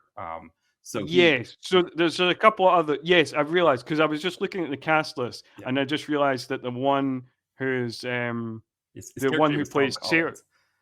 Yeah, and I also noticed the one who's playing Sarah Winthrop, the daughter. The actress there is called Ailey McQueen, and I was like, oh, that's a very Scottish name. Yes. And apparently, she is a Thailand-based Scottish actress. So, okay. But I don't know how long. Yes, that's all the Wikipedia says about her. She's got a kind of short Wikipedia. So she actually stars with Sarah McAlew Lane again in King Arthur and the Knights of the Round Table. I believe that's Sarah McAlew Lane. So yeah. Because they both like were Thailand based or whatever. Yeah, born in Troon. But anyway, so yes, there's a few. Some of them are obviously based elsewhere, or you know, have lived elsewhere for quite a long time. Yeah. But were like British born. But like but the 3 that are kind of British, as in they live in the UK or whatever, are the Vincent Riotta, Patrick Robinson, and Tom Wu. So yes, so we got a few. And it's a kind of an international production as well, because even the woman who plays Lulu, I think looking her up, she's been in like Thai things and like Hong Kong things, but she is actually Canadian. Right. Kind of international mix in this production. Right. Well, then, and Byron Mann, who Seagal is going to go see in a second here, he's originally from Hong Kong. and of course, he plays Yes. Ryu in Street Fighter. But yeah. Now, before we go meet Byron Mann, though, Seagal has to he has to have an interaction with Lulu because he saved her life, and she essentially wants to pledge her life to him. Yeah. And of course, Seagal is above it. And this is a kind of a classic Seagal trope as well, isn't it? That like the women throw themselves at him, but it's almost like they've got to earn it with him, right? As opposed to what we know how he is in real life, where he's just like having actresses or having actors take off their clothes and stuff like that to be in the movie. But he's too cool, right, for her. He's like, yeah, I don't need to be with you. Go ahead, and you go home, stay away, whatever. And at one point, she's like in his apartment cleaning things, and he like breaks down the door and like grabs her by the throat and all that stuff, which happens a little later. Because Oh yes, I think like something we didn't mention, and so something that doesn't really come into the plot because like it's dropped very quickly, but I think it's partly that he's like too cool, but I think it's also partly like the limitations of Seagal's acting. yes, Because like Seagal can't emote. Right. Can he emote in real life? We don't know. He certainly can't emote on camera. And like so, like the story is because like his wife is dead. Yeah. And like there's a very early scene where we see that he's got his wife picture in a kind of Buddhist shrine, and he kind of prays to it. And so part of the reason I think he initially in terms of the script, in terms of where the screenplay was at, I think the part of the reason he's initially rejecting Lulu is we're supposed to believe that he's not moved on from his dead wife, and like he can't let himself be with another woman, kind of thing. It doesn't come across like that because Seagal is a bad actor and he can't emote. But but I think from a script level, I think that's what they're trying to convey. Yeah. No, that makes a lot of sense, because I was thinking, obviously with Shadow Man, right? He has moved on from his wife dying, and he's got this woman walking around naked around him at his job. Yeah, that's right. Right. That's right. So I guess you're right. Like you kind of I sometimes forget that these movies are technically separate movies, even though he's playing himself in them, right? That these characters technically are supposed to have different motivations. So I think I was carrying over Yeah. yeah. Yeah, no, you're right, because it all feels like the interesting thing about Steven Seagal movies is like you never really fully kind of take on the names and stuff. Like sometimes in the early films you might remember like a Casey Ryback or whatever, Right. but like because of the way Seagal films work, they always just feel like the continuing adventures of Seagal, Right. rather than like different films with different characters with different motivations. Right. So like that's why it gets so confusing. So it's easy to understand why you would be in that position. Right, exactly. Now we get to our cultural appropriation moment coming up here, because Byron Mann, after accidentally killing that woman and also having his life saved by Seagal, he's been atoning for the past 10 years as a Buddhist monk. So he's been in a monastery, shaved his head, he's got the saffron gown, and he's living in this monastery, and Seagal shows up, and Seagal is doing all of the stuff, right? Oh, how is your heart? All these kinds of questions, like just sort of, really asking all the questions, I guess that you would ask somebody who's like really, kind of in the Buddhist faith like this.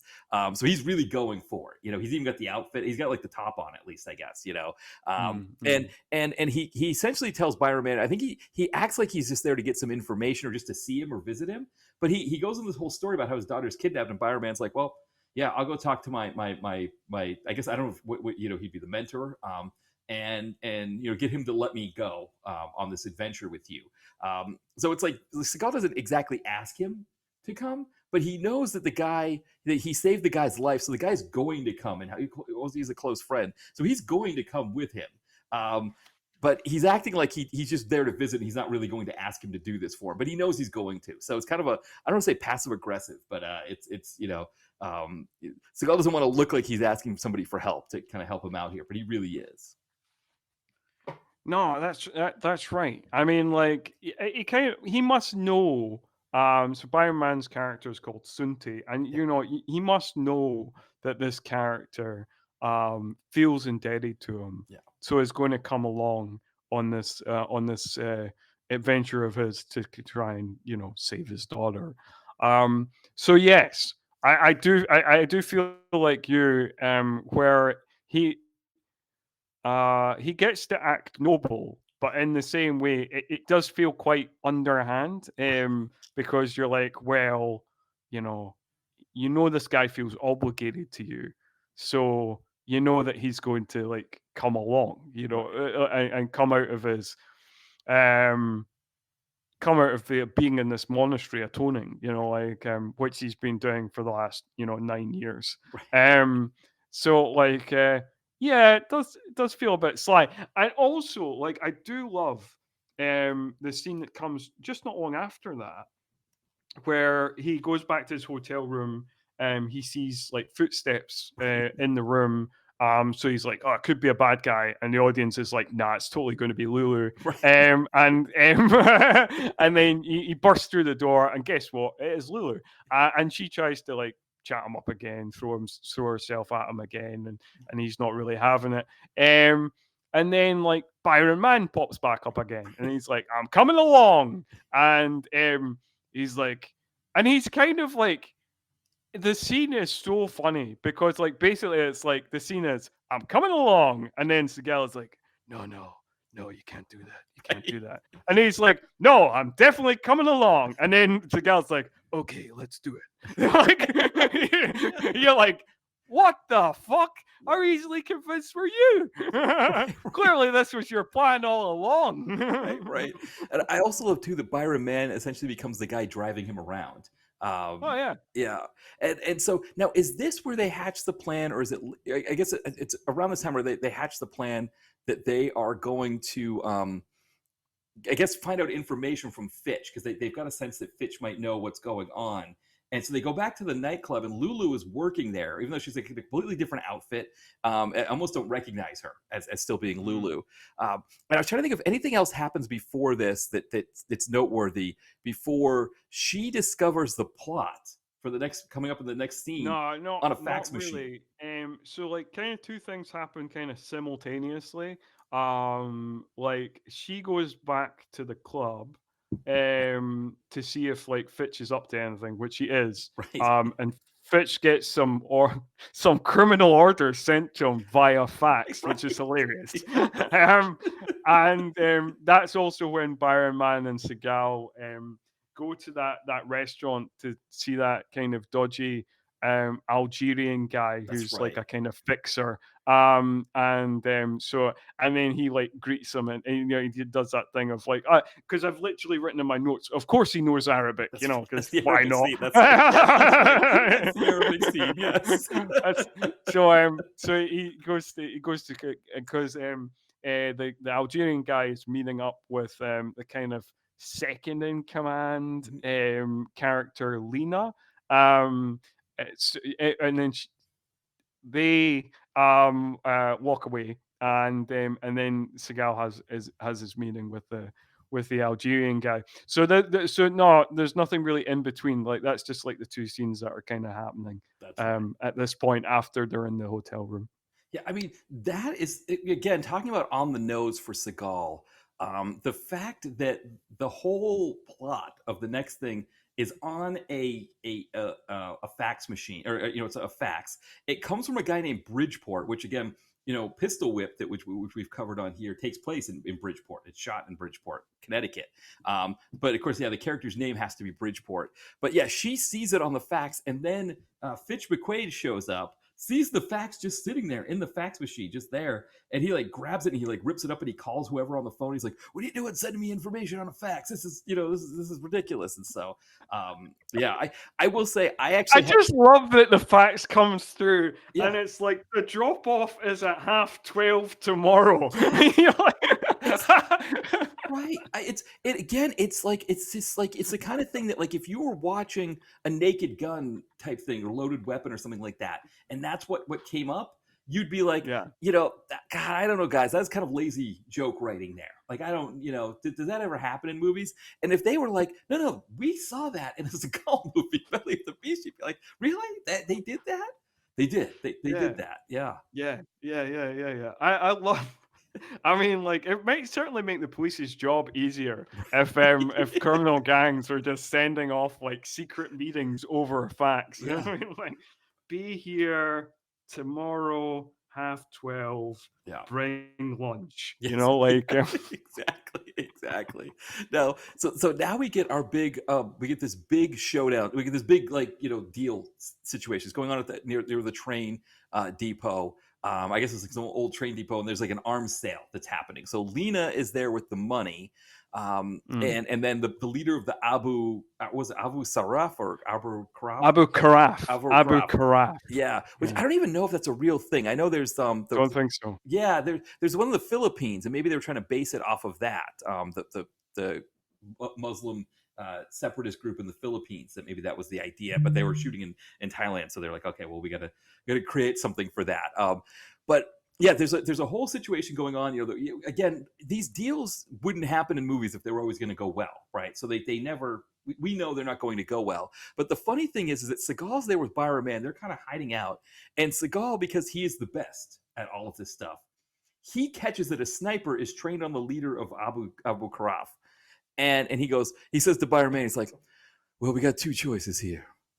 I mean, I could let them kill Byron Mann. I mean, I could let them kill whatever that guy's name is, but then we'll never find out where my daughter is. Or I could kill the sniper before that, and then we're going to be a load of shit or something like that. Whatever he said, something like that. And Byron Mann's I think he says, we're going to have a whole world of trouble on us. Oh, that's like right. something That's like right. that. Exactly. Yeah. So he does. He kills the guy. The funny thing is, like, he doesn't just shoot the guy once, right? He just keeps shooting at him, which I feel like one shot might have been enough, but he just kept shooting at the guy while the guy is like, he falls through the wood of this like tower thing that he's hiding out in to be the sniper. And then it's like, ballroom blitz time, right? Everybody's shooting at each other. And then Seagal, of course, is there with Byron Mann. They're shooting at people. Seagal actually gets arrested at the end of this, but he does kind of form a bond with the Abu Karaf guy because they save each other, right? They kind of they have each other at gunpoint. It's the old West kind of thing where they're both trained on each other, and then other people show up and they kind of shoot the other people instead. And it's kind of like, okay, there's like a grudging respect between the two of them. They're also jumping through the wooden slats that are covering the windows. They're just kind of just flying through those. We also, I was trying to think, do we also get somebody on Seagal has like the slowest kind of like train roll thing. No. He's like one of those little kind of like carts that go along the train tracks. Yeah. Like he jumps on one of them and then, like, much like his epic Ford slide, he like with two guns in his hands kind of slides along quite slowly, but like apparently quite effectively, like along the tracks. And like it's not, again, like a lot of things in this movie, it's not good, but it is very entertaining. Right. Yes. It's fun to watch. It's fun to like it just because it just looks so goofy. It's such a goofy image, and obviously it's a stunt double again and stuff like that. Yeah, I don't know if I just found this funny just because I thought like it. I don't know if it was just funny to me or you kind of thought this was funny as well. But did you feel that the police came out of nowhere? Yes. Like the police turned up. Like the only thing I can compare it to, literally, is like the way that the police turn up at the end of Holy Grail, like Monty Python's Holy Grail. Yeah. Like that was like that was the same vibe I got of like they just came out of nowhere and then suddenly they were surrounded. Right. And they're like, turn that camera off, like right. No, you nailed it, because in my head the best analogy that I had, the best metaphor was like, or simile, is when I'm in the kitchen and I turn around and suddenly my cat is there. And I had no idea that they came in the room or anything like that. But no, you nailed it perfectly, because it's also that feeling when you watch Monty Python, The Holy Grail, for the first time. and you get to that sequence at the end, which I guess we were spoiling it for people if you haven't seen it yet. But when that To happens at be the end, fair, yeah, to be fair to us, it's a 50-year-old movie. exactly. Yeah, you can't do spoilers for a 50. You're exactly right. But you're right. Like it's the same energy. Well, not it's not the same energy because this is done earnestly. It's on purpose. Yeah. But you're right. It's that feeling of just like it's almost like the the filmmakers that were thinking like at some point this kind of like pitched battle that we've got on with like assault weapons, people firing assault weapons at each other. At some point, the police are going to have to come. And so they do. And the thing is, they surround Seagal, right? Which again, this is early in these DTV movies. Seagal can be arrested, he can be captured. Whereas later on, of course, he would have dipped out with Byron Mann. Who Byron Mann does dip out, but he would dip out with him. He would escape somehow, or if he is even arrested, it's more like he's just brought in as more of like a courtesy kind of thing, as opposed to he's fully being arrested. But here he's brought in, he's shackled, all that kind of stuff that I think going forward, he probably looked at these incidents and said, yeah, I'm not doing this kind of thing ever again. But you get these kind of moments in these early ones. Yeah, no, that's true. Where there's like, again, there's kind of these minor vulnerabilities and these kind of minor signs of like humility, and there's these minor, and like the thing we talked about how like throughout the film he's constantly being called washed up and out of the Right. game and all this kind of stuff. Yeah. So these like little minor things, but those are quickly unraveled because like he pays no attention to the authority of the police captain and immediately beats up half the police station as after the captain insults him. Like the captain insults him and he's like, oh, enough of this. I'm just gonna beat you all up. And then he only stops thrashing this particular police station when our CIA agent Leon arrives to like kind of get him out and tells him to like go home, Jake, Right. go home. You're not wanted here. Right. Go home. Right. And then like the great thing, because this is a Seagal movie and not like a typical action movie. What would happen in a typical action movie is the CIA agent would get him out of being arrested, and then they would tell him to go home, and they would get in the taxi, and then at some point they would like do like a barrel roll out of the taxi, or they would strangle the taxi driver and like take over the car and then drive back into town or something like that.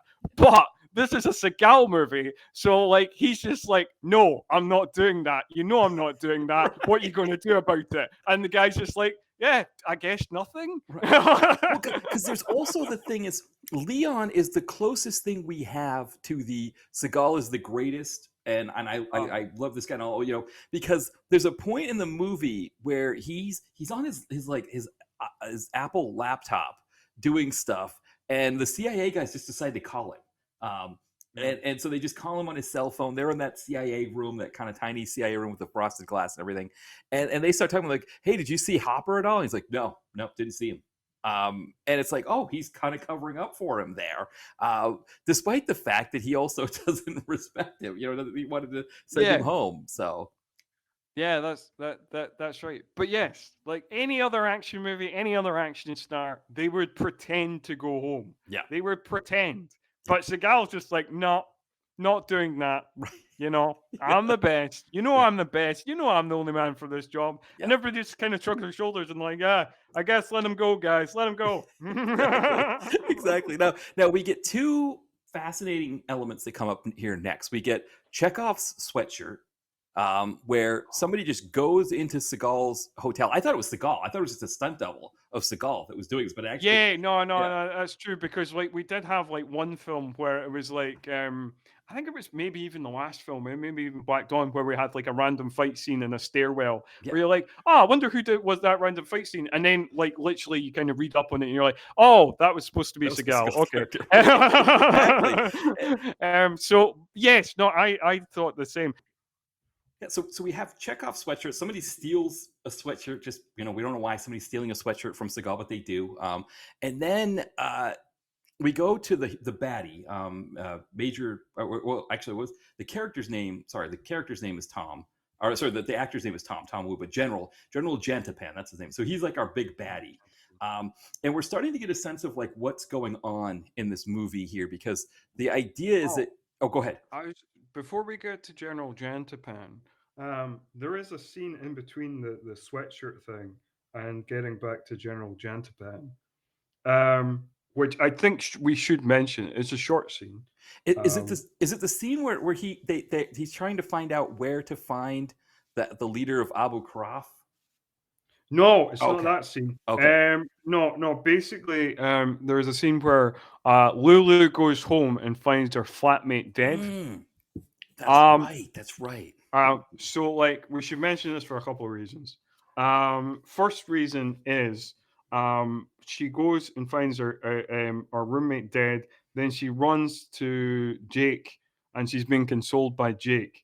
And this is funny. The first reason this is funny is because when she's being consoled by Jake and crying on his shoulder or whatever, and explaining what happened, that she finds her roommate dead, there's a flashback to the scene that happened literally 1 minute ago. And you're like, yeah, okay, we don't need that. So that's funny. And then this is another classic entry into just stop putting sex scenes in Seagal movies. First the crying on the shoulder turns into kind of a weird hug, which then turns into an awkward kiss, which then turns into a slow-mo sex scene where they're kind of in shadow, and but there's kind of and it kind of fades into kind of the sea, kind of and it's very and it's in the dark, and you kind of don't know what's going on. You can tend to just see presumably Seagal's stunt double's head and her head, and the kind of bodies on top of one another. Yeah, and it's very, and it's unnecessary, and it's I don't know why it's here, because usually the reason you put a sex scene in one of these movies is to get some gratuitous boobs in the movie. But there's not even that. It's just it's very awkward. I mean, not that I'm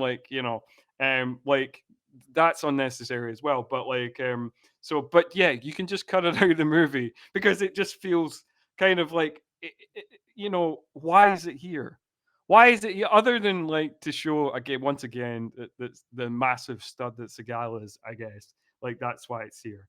But yeah, it's a very weird sequence, like all Steven Seagal romantic stroke sex scenes are.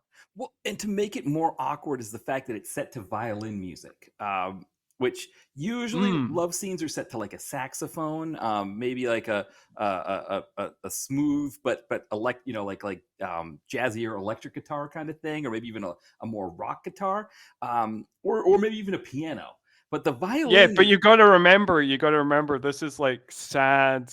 I'm just getting over my dead wife's sex. So that's to fit the solemn tone of that. That's why they chose the violins. Yeah, exactly. So we got that love scene, and then we got our baddie who he's doing Muay Thai just to give us a sense that this guy's going to be bad to defeat, and then we get Chekhov's bow and arrow. Where the police chief who let Seagal go, he shows back up, and it's almost like you failed me kind of thing. And what he does, he throws the guy an apple, and then says, "Hold the apple near your head." He's like, "No, please don't." Then he lines up the bow and arrow and he shoots it. The arrow goes, explodes, and the apple explodes, and okay. But he's like, the next time, your head's going to be the apple. So we know that bow and arrow is going to come soon. And I'll let people know that if you haven't seen this movie, you don't understand what this means for Chekhov's bow and arrow. What we're going to get later on with the bow and arrow is going to be, it's going to be a trip. So we get all that. So now Seagal needs. I think we should mention that it kind of shows that the general is a threat as well.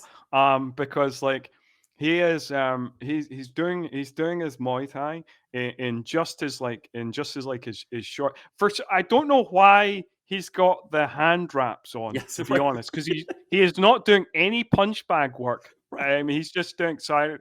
Feels unnecessary for him to have the hand wraps on. But again, I guess we're just visually signifying he's doing Muay Thai right, stuff. right, Um, exactly. um, but yes, but it does show that Tom Wu is in incredibly good shape. He is Yes, he is hench, as the kids would say.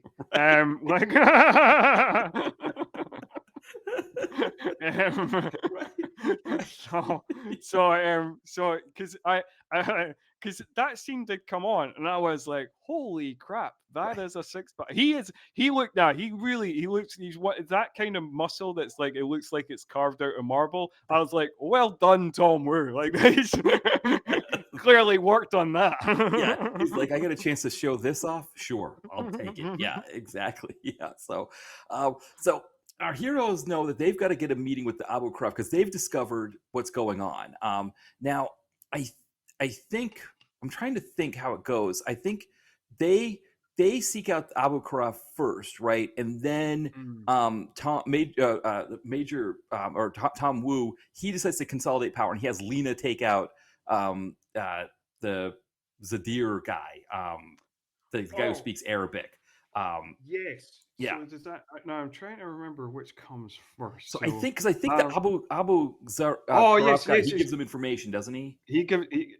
No, they don't go and see the Abercrombie guy for a little bit. Okay. Because uh they we get that, we get the scene of the general, then I can't remember why, but like Jake and Sunti go to this warehouse That's where they right. find the Algerian guy dead. Yes. Now, um, this is a very fun scene because I wrote this down.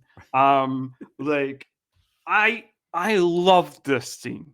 Basically, what happens is, like Lena basically kills the guy, but we don't see being killed. We get like actually quite a cool image of like we just get this image of Lena's bloody fingernails, and then she just like runs out of the scene and like jumps into a car and she goes, and then like and like Jake and Sunti are just standing there like, ah, fuck, Lena's gone and we can't get her.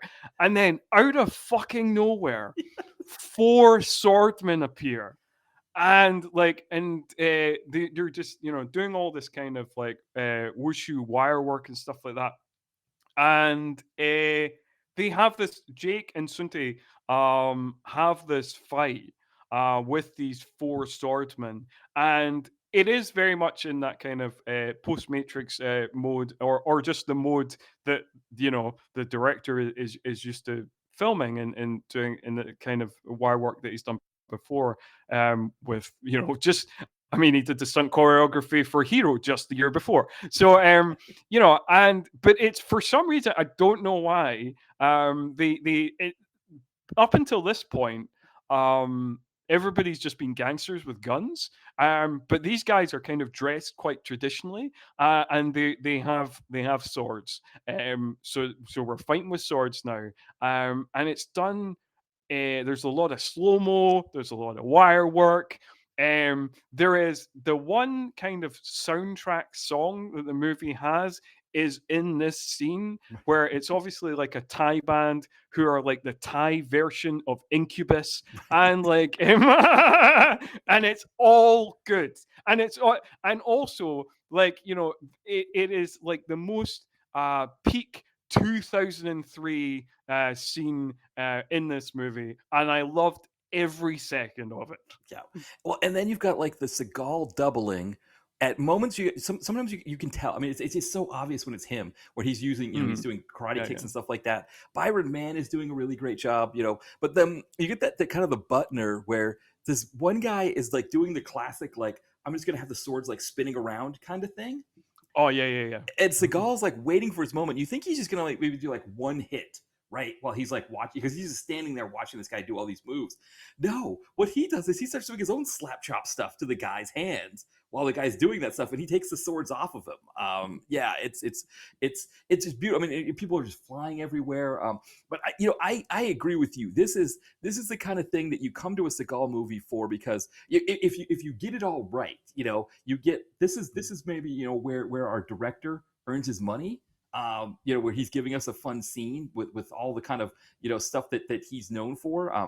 Siu-Tung Ching, but then the Seagal doubling, and the Seagal like just kind of standing there and like doing his slap chop stuff. It's all a lot of fun. Yeah, and you can tell, like, and I think they do a good mixture of it because you can tell, like, when he's there in the scene, Yeah. and like, this is at a stage where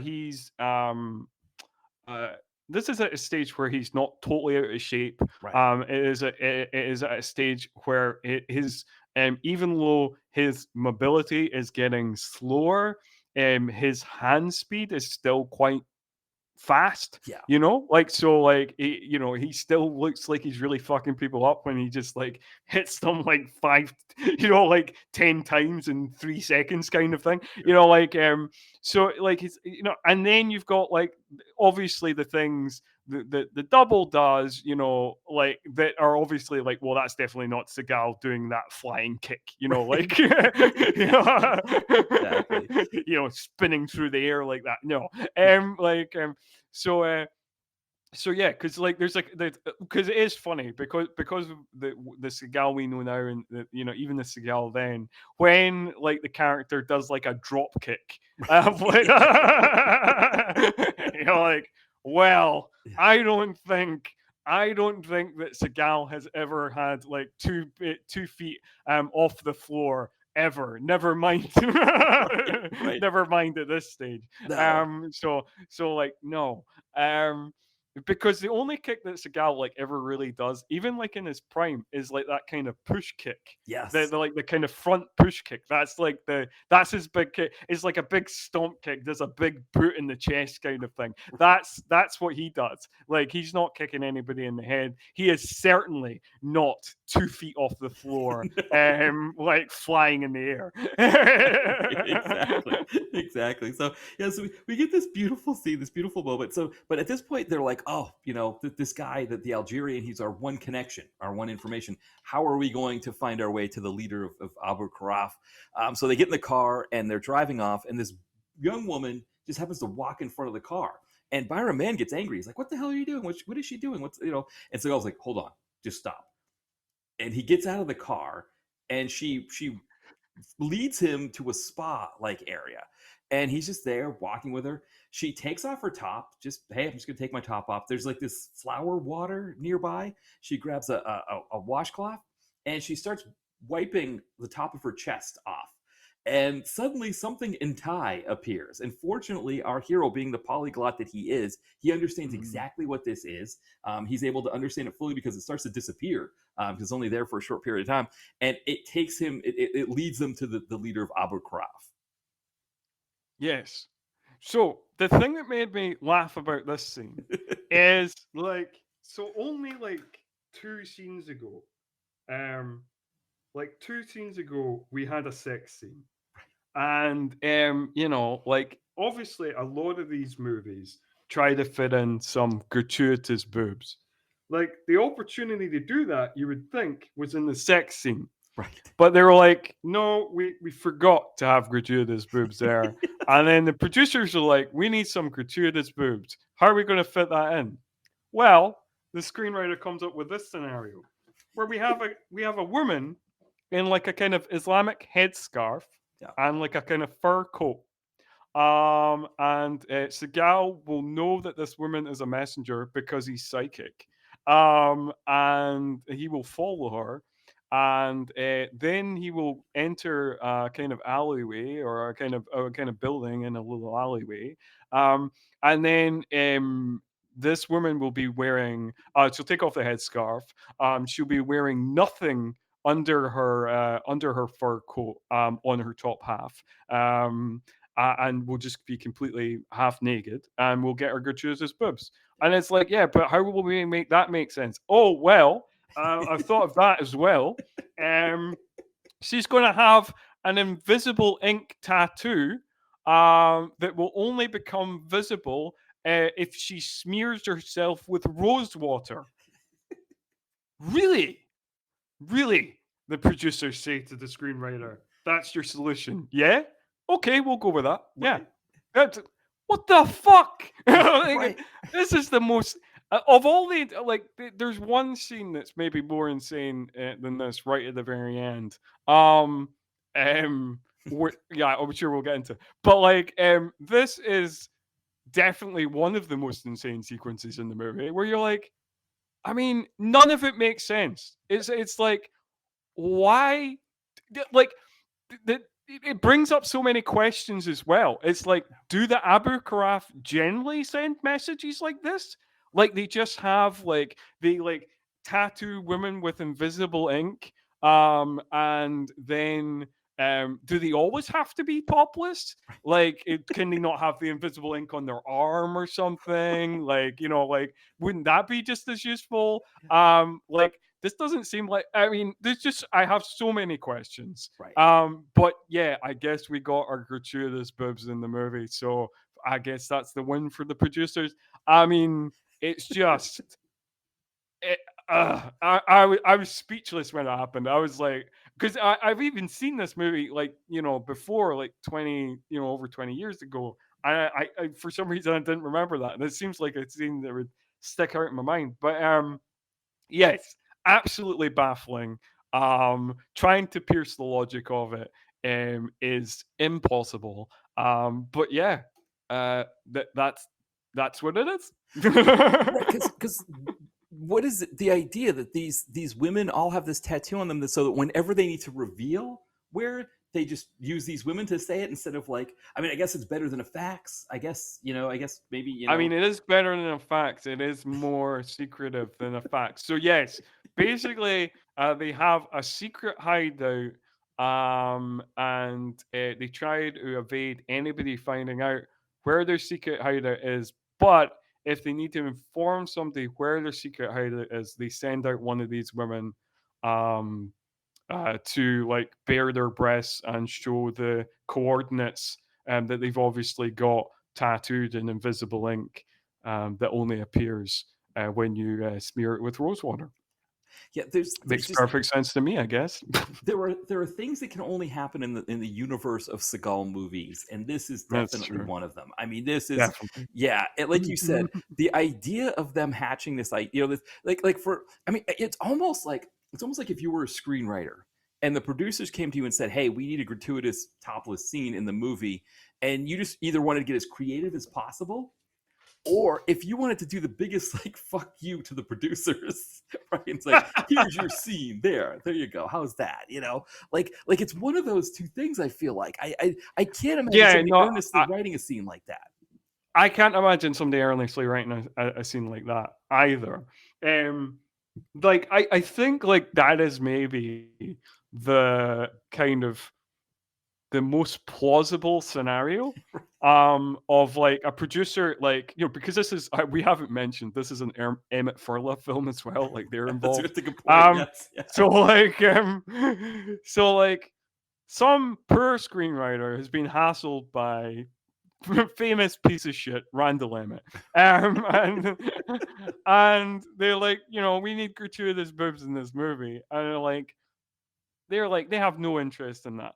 So the screenwriter has a little exercise for himself to write the most ridiculous scene he can, and we're like, yeah, go and film that as a laugh, because they're like, well, nobody would be crazy enough to actually go and film that. So the joke's on them. Right. But turns out joke's on the screenwriter, because it's a Seagal movie, and yes, they are absolutely crazy enough to film shit like that.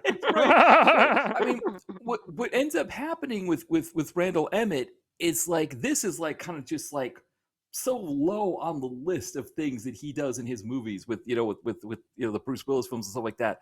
It fits with Randall Emmett.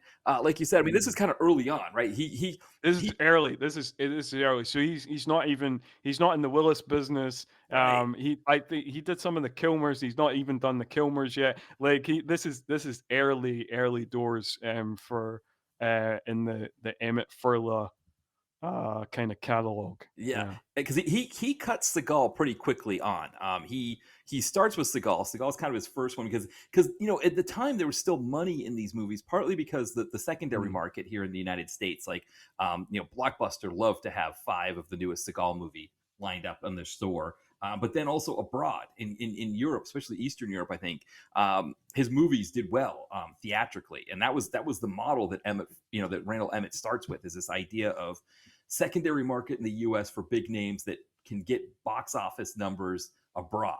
Mm. And you skip Yeah. on everything else. So, the poor crew is sleeping like 4 to a room, working 16-hour days, but you give Seagal 2 million and you make the rest of it back. Yeah. And so, yeah, he Yeah, started. it does look like they got out quite quick because Yeah, it looks like I'm just looking at their films now. They started doing films in 2000. yeah, They do both this and Out for a Kill. Then in 2005 they do Submersion, Today You Die. Then in 2006 they do Mercenary for Justice, and then it looks like they're out of the Seagal business after that. yeah, So they do 5, but Mercenary for Justice is the last one. yeah, because then they get like Righteous Kill. That's a huge one for them. It's De Niro and Pacino. They start making Oh, those that's movies funny. with De Niro, and then the Willis thing starts in earnest at that point, and it's like, yeah, it's almost like once it was like Seagal was like a stepping stone for them to kind of move on to other things. And so Yeah. yeah, but it is interesting, right? That this is kind of, you can kind of see the early concept.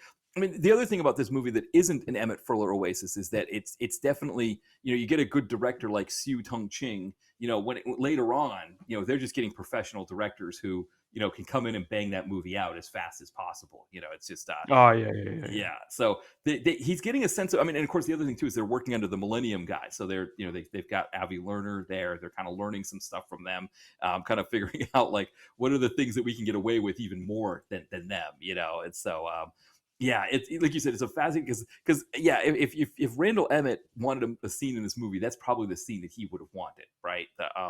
The naked woman with the tattoo on her chest, being revealed by Rosewater. It's the most Randall Emmett scene in this most Seagal of Seagal movies.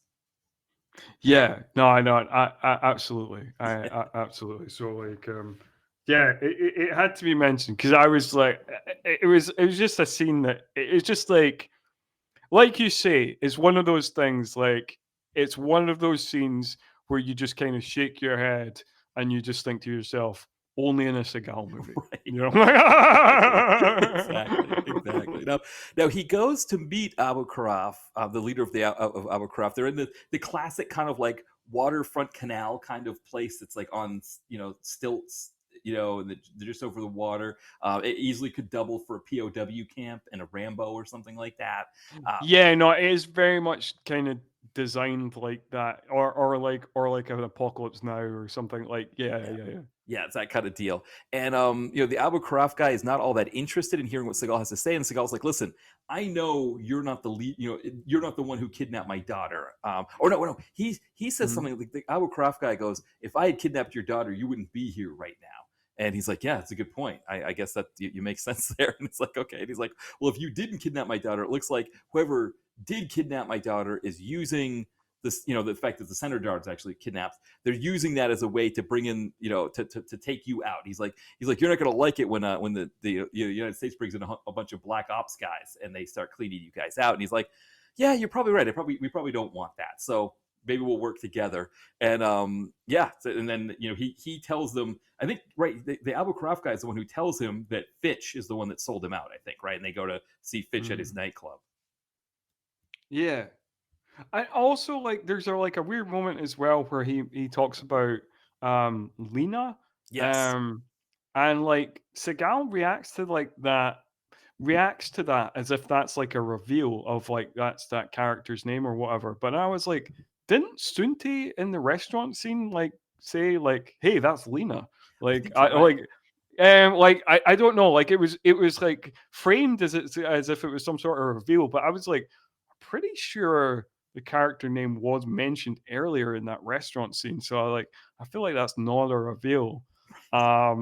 Anyway, yeah. Right. No, I agree. I agree completely. It was just kind of it was kind of all over the place with that kind of thing. And so Yeah. yeah, so they go to see Fitch McQuaid, Vincent Rihanna. They go to his call. Now, this is one of those classic scenes that you also get, I mean, not just in a Seagal movie, but it seems like in a lot of these action movies where somebody is cleaning out a safe and trying to make a hurried escape. So you've got the satchel or the bag or whatever, and Fitch McQuaid is there with the safe. He's pulling out documents, stacks of cash, guns, things like that, trying to throw them all in. On his way out, there's Seagal and Byron Mann. They meet him at the door, and he does like the worst like version of the like I don't know why you're here that I think I've ever heard. Like I don't know Mm. how anybody would buy that he doesn't understand it. So he starts like he pulls a gun on Seagal and he starts like talking all this crap about like is how he's gonna kill it. What does he call? I can't remember what it. Oh, so Seagal, does Seagal call him a trailer park bitch? I think. Something like that. I think Yeah, that's where yeah, the yeah. line where he's like, "You're just a trailer park bitch" or something like that. And then I can't Yeah. remember what Quaid calls him, but yeah, it's so He he's got said something about I can't wait to see you die like a dog or right. something That's like right. that. You're gonna die like a dog. That's Something right. like that. Yeah, because Seagal Yeah. reminds him of that later when he's got him on the other end of the gun. So like this happens in action movies and in horror movies, where there's a character where the main characters believe that they're an ally, and then it like switches, and in a horror movie maybe they're revealed to be the killer. In an action movie they're just maybe revealed to be a traitor, and they go from being like, hey guys, like just being friends, to like just immediately like switching over to being like not even pretending they're allies, just switch over to like being like full on villainous, and generally like like their voice like drop down an octave where they're like, no, no, no, it's not me, I'm not the traitor, and Right. then they're like, and then they show the evidence, and then they're like, haha, yes, I was the traitor all along. And you're like, wait, you're like, what happened there? Like, like now you're just like just showing your true colors, being a full-on sociopath, just dropping your act like that, and also like your voice is suddenly deeper. That's interesting. But like, and that's kind of what happens here, where it's like, yes, I want to see you. Like, it's not quite that deep, but like, yeah, it's like he just goes from trying to convince them that he's still an ally to like just actively antagonizing them and being like, yeah, I want to see you die like a dog.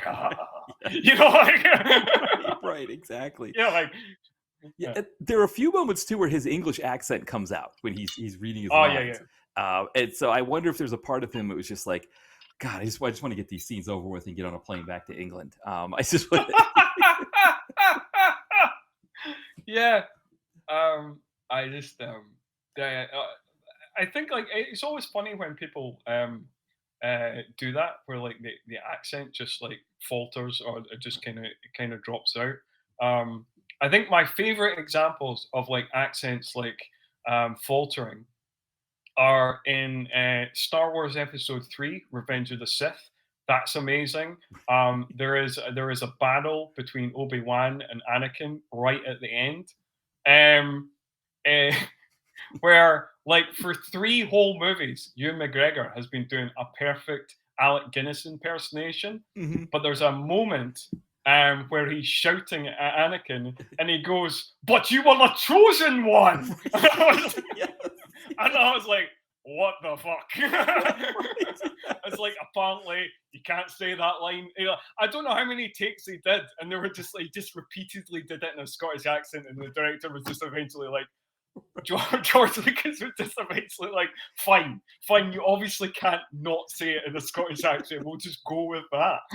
Well, I wonder though, with George Lucas, there's a part of me that feels like if he nailed the essence of the take but not the accent, that Lucas would be like, I like it that way.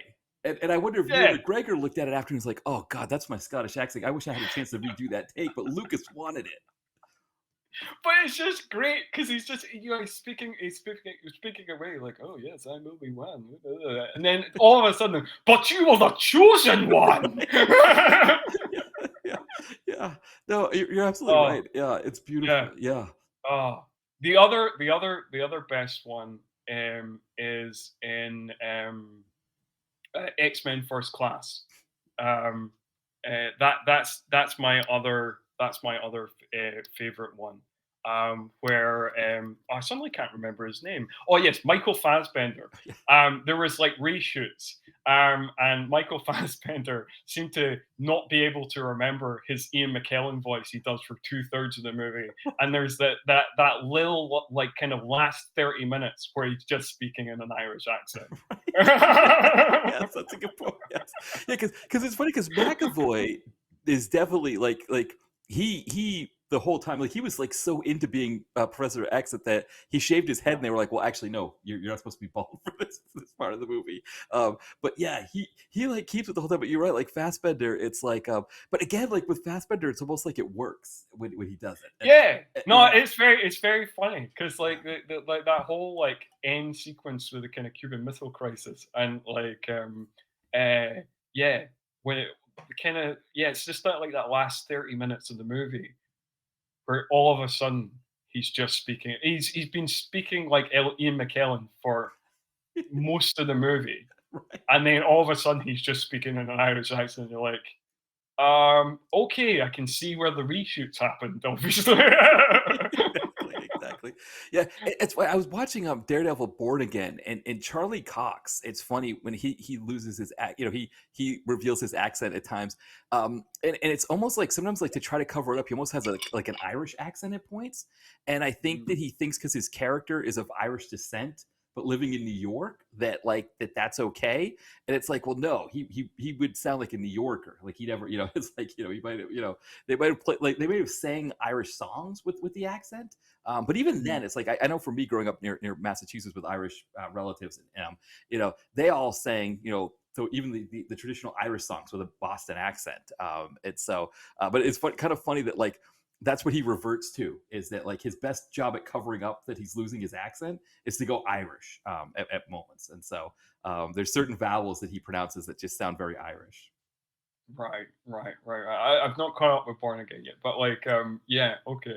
Yeah, Um, that is that's quite entertaining. yeah. But yes, I guess we're quite near the end of We're, Belly of the Beast. We're not got much. We've got much good to go, so we should yes. probably try and wrap this up. We're getting so we've got to fight Lena. Lena shows up. She reveals herself here. That the thing with Lena, Lena is a trans woman. For some reason, they make it seem like it's a Yes. big reveal when she fights Seagal. Because after Seagal kind of defeats, parries a few of her attacks and knocks her away, she takes off her top to reveal that she does not have breasts, that she is a man, or that she's born biologically a man. And I guess for Seagal, because Seagal makes this comment, he goes, I liked you better when you were a bitch, which doesn't really make a lot of sense because she was Oh. just as evil before. But I guess on the scale of Seagal things that happens in movies, this like bit of like transphobia that's kind of like of its time more like it's like kind of you don't want to like I don't want to like excuse it, but it's like for a Seagal movie, considering some of the other stuff we've seen, right? This is sort of like lower on the list. Um. Yeah.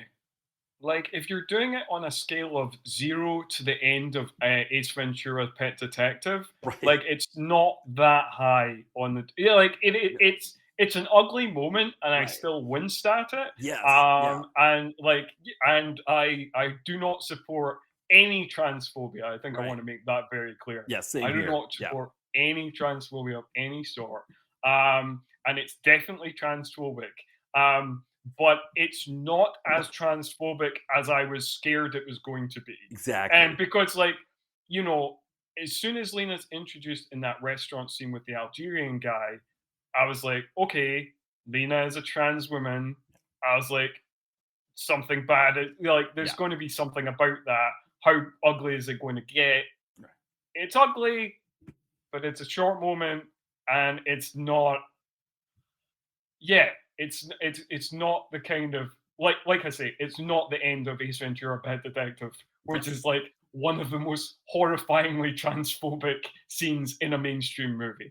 Y- So like, yes, it didn't get quite as bad as I thought, even though yes, it's still an ugly moment. Yeah.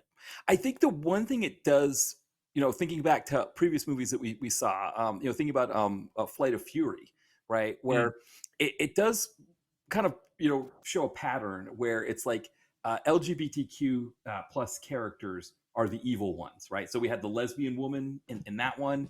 Here we have the trans woman, and it's almost like it's almost like it adds to their evilness in a way that there's this sort of this. I Um, would I would say that the one in Flight of Fury is uglier because yes, like the woman the ally woman in that movie like specifically rejects the evil woman and kind of it does feel like in that movie she is almost being shamed for yes, being a lesbian um uh, in an active way that this is more kind of just a throwaway kind of ignorant comment yes. um so I would say the Flight of Fury moment is even more wince inducing than this moment because like that does feel very much attacking um uh, like her being a lesbian Yeah.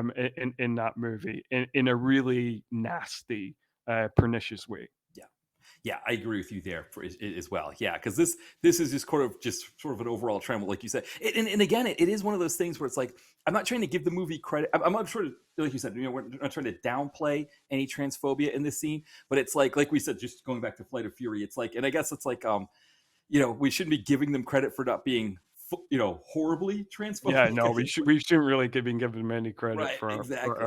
for that, like yeah. Yeah, or like it's not as bad as we thought it was going to be. Like it's like we shouldn't be giving credit for that, but it's still like, No, yeah, but I guess like there is a part.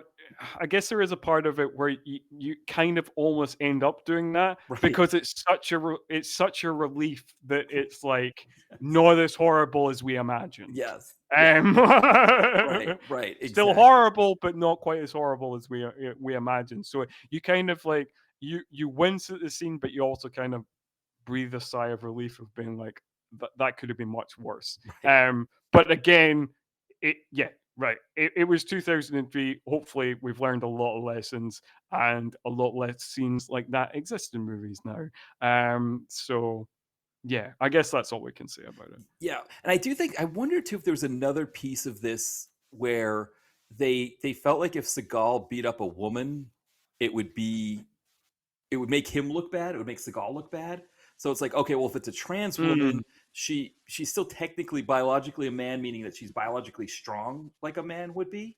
And so in that sense, we're not, when Seagal throws her through like, this big light fixture thing and all that kind of stuff, we're not supposed to take it as like the way it would be if he was fighting a woman. And it's like, oh, of course, Seagal, he's like 3 times the size of this, that kind of thing. And I guess even though Lena is not that big compared to Seagal, so mm. it's an interesting thing, but it's I guess it's a good fight scene between the two of them. Again, a lot of doubling with some of the martial arts, and then again just Seagal like doing hits and things like that that just make Lena go flying into different places. And yeah, and so then once Lena's been defeated, which I guess we're assuming that when he throws her through the the tower thing there, that's Mm. enough to Well, we don't see Lena again, so right. I think we're supposed to presume that she is dead now, um,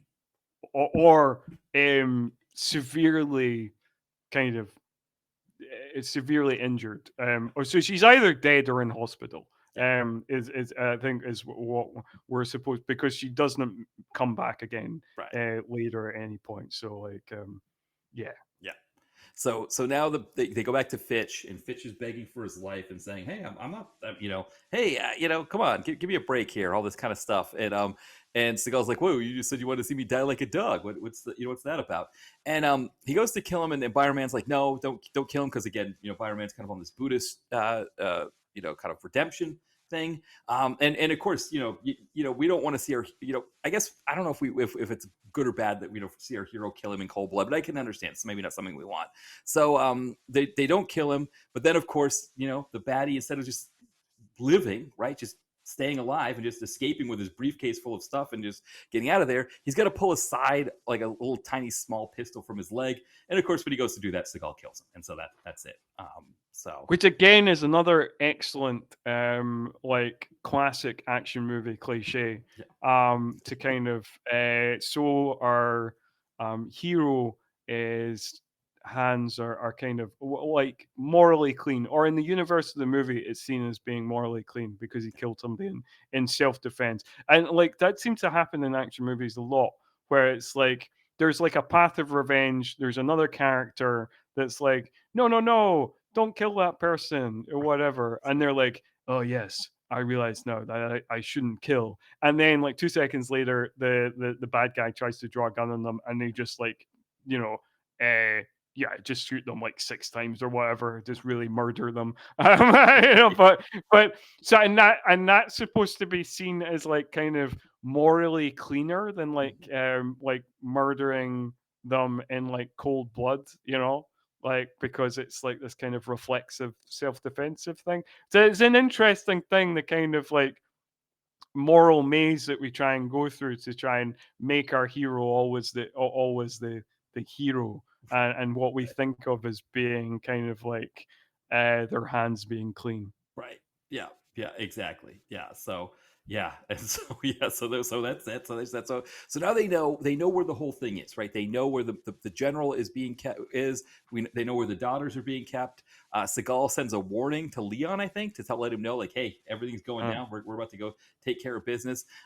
They put on their dark clothes and their fatigues, and they invade the compound. I was trying to think of anything really big happens before the final showdown with the general. No, there's not really much big that happens before the final showdown, but I do want to introduce something, because so like the movie does something crazy. We get like we get Chekhov's shirt, Chekhov's yes, t-shirt. that's right. Oh yes, okay, yes, this is a big piece. Yes, we do need to we do mean to mention Chekhov's t-shirt. So like basically, it turns out that scene earlier, the general had gone into Seagal's room and stolen his t-shirt. That's why we didn't see. We just saw a pair of hands going into the room and rummaging through the bag to pull out this t-shirt. So he stole the t-shirt and he presents it to the shaman guy. Now, this is a weird movie because like it's a movie that doesn't credit you of paying attention at all because it has flashbacks to things that happened 2 seconds ago, but it also does credit you to remember that there was like a shaman stroke wizard that appeared in the background of one scene 20 minutes into the film and is now appearing, at minute, I don't know, 75. It's never been mentioned in the in-between time. But anyway, he's back. And yeah, apparently he's got like kind of voodoo style dolls that he can put curses on, and he needs something. He never talks, so but we get the inference that he needs a possession of our hero in order to curse him. And be able to like inflict pain on him or whatever.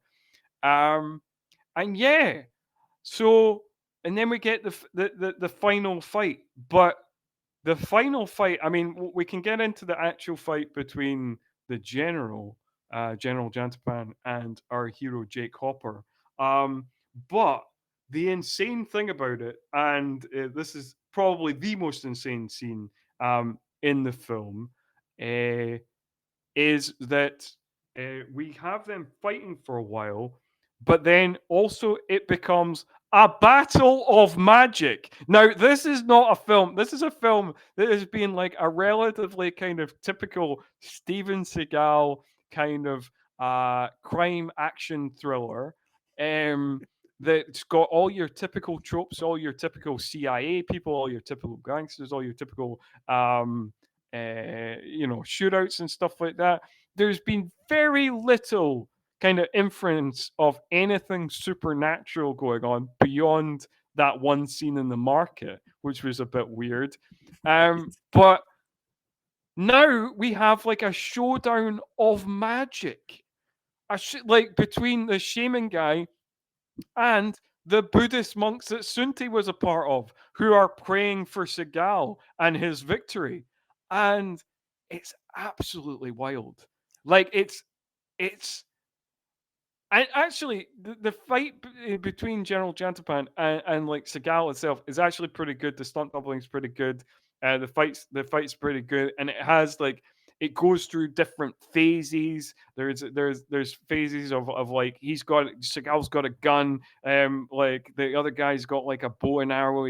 They do some dodgy CGI where like he splits a bow and arrow with a bullet. He does the bullet time thing, amazing. And then they lose their weapons. They do fist fights for a while. Then Jantapan's got a spear, and he's trying to get away from the spear. And the gal's got a sword, and there's a sword, and like so. There's all sorts of different phases of the fight, and I like that where like you can have like different elements where you start with one set of weapons, and maybe you're doing a fist fight, and you get another set of weapons. And I guess you see it in Hong Kong cinema quite a lot, that kind of thing.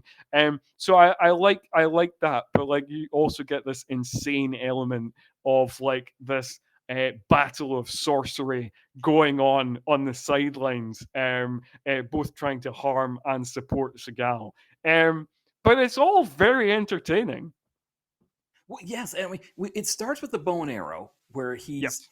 he's ready to aim and shoot the bow and arrow, and you're like, well, how is Seagal going to get around this?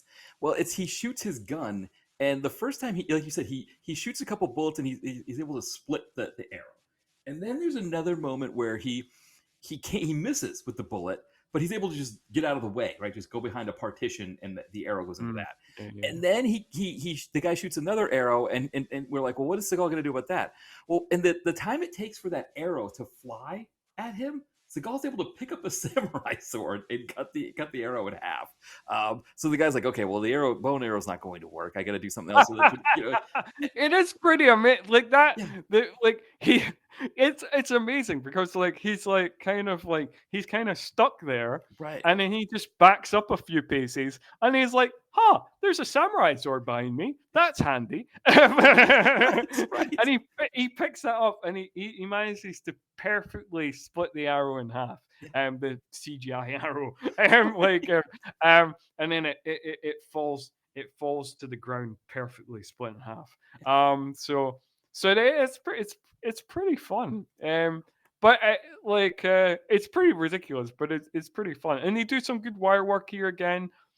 I think like Tom Wu does a great job. Seagal's stunt double does a great job. And even Seagal himself, he does the kind of what you call the kind of slap chop through to his face and pummels him. And at least he shows some minor vulnerability when he's being cursed, up until the point where like that is undone like 2 seconds later. Yeah, so and I honestly think that as much as this film is kind of insane, and as much as this film is really not that good a movie, it's probably like a 2-star movie. But I think if you are a fan of these types of movie, for those 3 scenes alone, like this final fight, the fight with Lena, and the mad fight with the 4 swordsmen, it's worth it. It's worth it. And then you get a couple of big shootouts that are quite fun as well, and like it's worth it.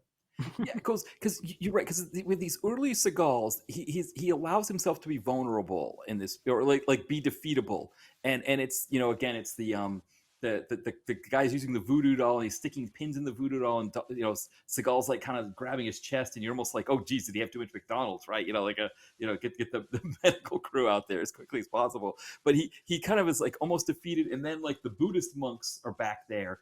they're doing their own chants that are like causing like this wind, like there's wind on both sides, right? So like the Yeah. Buddhist monks are all together, they're chanting, while the shaman guy is doing his stuff, and there's wind blowing, and finally the Buddhist monks are able to defeat him, and so that gives Seagal the freedom to be able to defeat the baddie and take him out. And then, fortunately, we get the reveal that Byron Man has passed away, has died, and so again, this is like another action, like overall action cliche. Like you were saying, like you get some of these things that are action cliches that aren't just Seagal. This is one, right? If you help out the hero, you usually don't survive. But this is also like, it's not, yeah. So that is a cliche in itself, where like the ally, the friend, dies. Right. But it's also, this takes another action cliche, where they do like a kind of fake out of being like, the ally is like, hey, I'm okay, and then like, hey, over here, we've won, great, and then like acts as if like he is not injured at all, right. and then realize, and then is suddenly holding his stomach, and then peels his hand away from his stomach, his hand's covered in blood, right. And then you realize, oh my god, he's been shot, and then he's dead like 2 seconds later. Like that, I've seen that in loads of movies. Yeah. Where and it's always done in the kind of same way, where somebody holds like their chest or their stomach or whatever, and then peels their hand away. The hand is covered in blood, and then we know that they're gonna die soon, or they're going to nearly die. Yeah. So yes, so we're kind of getting both cliches there, yeah. Yeah, and so then the movie ends with Byron Man, or with Sunti's funeral, where Seagal is throwing his ashes into the sea. His daughter is there. Lulu is there as well, helping out with the funeral arrangements, and then that's our movie.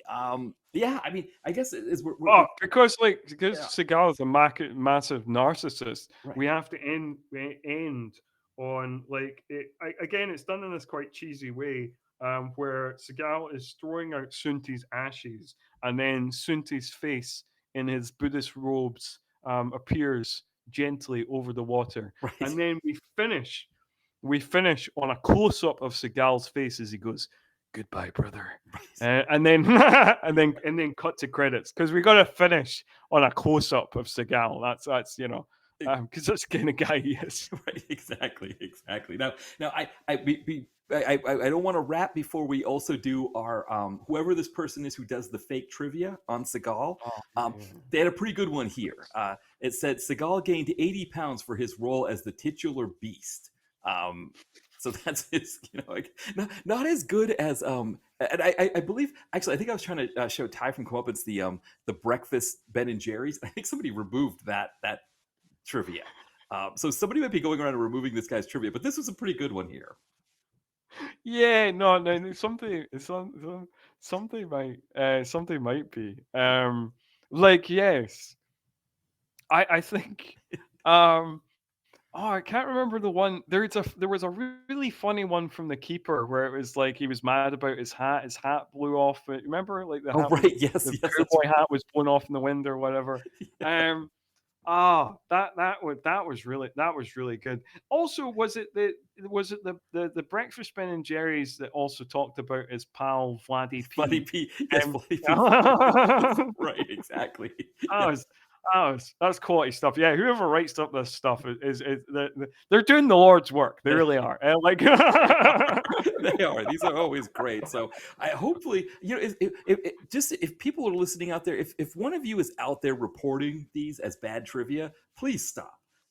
These are beautiful. No, we want these. We want this, like, because like it's not like anybody's believing this is real trivia. I think there's a certain level of kind of obvious satire that we can clock and be like, well, okay, that's not information about the film, that's like a joke. Right. So like, yes, don't take it down, don't report it. Yeah. We want these jokes. It makes our job more fun. Exactly. Going through these movies. And sometimes when you're talking about a film like Black Dawn, you need something like that. Like you need a lift. You need a lift. You've just been pummeled by the movie Black Dawn. Right, know? Exactly. Yeah, Uh, it's funny.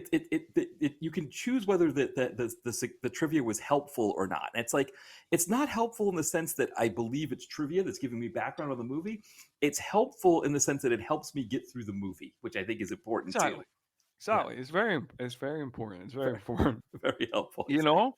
Yeah, Like, and yeah, I mean, particularly when we're going through, ones like some of the ones we have, like Attack Force and Flight of Fury, where it's like it's a real, you know, time becomes a flat circle, it yes, expands, you feel like you might have been watching the movie for 90 minutes or 3 days, you just don't know. Like it's just, it's, you're yeah, grayer, you're older, yeah. you're Right. like, was this, what should I be spending my life like this? You have existential questions, but like, in this movie, at least it doesn't provoke any sort of existential crisis. Right. It doesn't, make you fall into kind of some sort of weird time loop where you just think that maybe you're always watching this movie, like maybe you're born watching this movie, like, which is, with Flight of Fury and Attack Force, you might get into that mode. So, you know, this is just a fun watch that feels like 90 minutes. It is 90 minutes. It feels like 90 minutes. Yes. Is it a good movie? Probably not. Is it insane? Absolutely. Should it have been made? Possibly not. But but it is fun. Yeah. It is fun. It does have some genuinely entertaining fight sequences. And to be fair to some of the cast, I think that like Tom Wu is doing a decent job. Some other people in the cast are doing an all right job, and they did a good job with most of the stunt choreography. And also, like I guess we can't we should mention before we head on out. It actually looks like a movie. Like it has enough of a budget. Where it has some nice location shooting. It actually looks like a movie, and you might be thinking to yourself, if you mainly watch mainstream movies, which I doubt if you're listening to this podcast, but if you do, you might be thinking like, oh well, isn't that like a baseline requirement of a film for it to look like a movie? Well, if you've seen the stuff that we'd seen, no, apparently not. Like Right. so, films that look like a film they're already a step ahead of some of the other things we've seen. Right, exactly. Now it says on IMDb the budget was 8 million estimated. Now, It's pretty if good. that's true or not, again, this is all crowdsourced. We don't know, Yep. but it does feel like 8 million is more likely here. And I think also Yes. if you're going to get Siu-Tung Ching, with his resume to make a movie, you probably do have to give him more money. And so I I, would imagine so. Yeah. yeah, I mean, I think the other thing too, right, with the Millennium guys, with Avi Lerner, it doesn't list Boaz Davidson as one of the producers, Mhm. but they were always trying to kind of skirt that line where they could kind of get movies that were kind of like adjacent to the theater, and they would want to put a little bit more money behind them. I think Emmett, for like I think Riddle Emmett sees this and goes, "I could have probably made this for 2 million," and it's like that's kind of Yeah, I yeah, think like the Millennium. I think particularly in this era, Millennium films were like trying to be kind of aping like a big budget film on like a lower, but yeah, they were. yeah, I guess like in this era, they were kind of like the action equivalent of like what Blumhouse do. You right, know, yeah, like and they're like like Blumhouse are like kind of try to make things look like big budget horror, but try to still make them under 10 million kind of thing. yeah, But give things a decent enough budget between a kind of 5 to 10 million range. yeah, Um, so yeah, I think there is some thought to production value, which obviously once you get into the kind of yes, when Emmett Furlow has become kind of really big in the 2010s, like all that kind of thoughts of production values just go out the window, and you have what you've had for the last 15 years or whatever. Right, exactly. The death of direct-to-video movies, which Seagal definitely had a hand in. When we haven't quite gotten that. We've done a couple, but we haven't really gotten to the 2010s yet for So Seagal. I've written a list, and I couldn't remember. So I remember that we're not going to do like the kind of ones where Seagal is just like a little bit of it, like Clementine or the Onion Right. movie. So I didn't include them. I've not included any of the True Justice Right. because we said we were going to skip them, and we also said we would skip the Patriot because I've covered it, and After Dark because you've covered it. Yeah. Well, I've also covered the Patriot as well. So yeah, so those. So you've covered the Patriot as well. So we're skipping those ones. So they're all the ones we skipped, which to my reckoning leaves us with 26 films. Right. Yes. Yeah.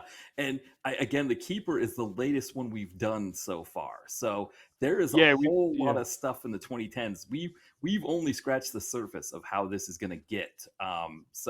Yeah. But I mean, we've still got some early 2000s to go as well. So it's going to be interesting, to see how we go.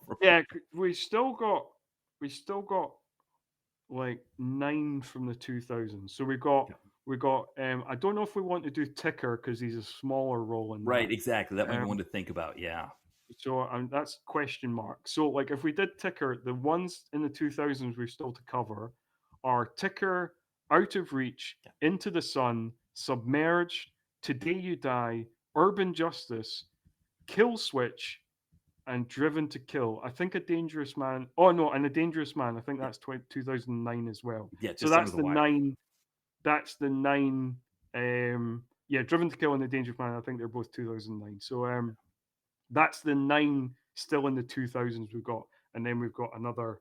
The other the other ones are all 2010s. Yeah.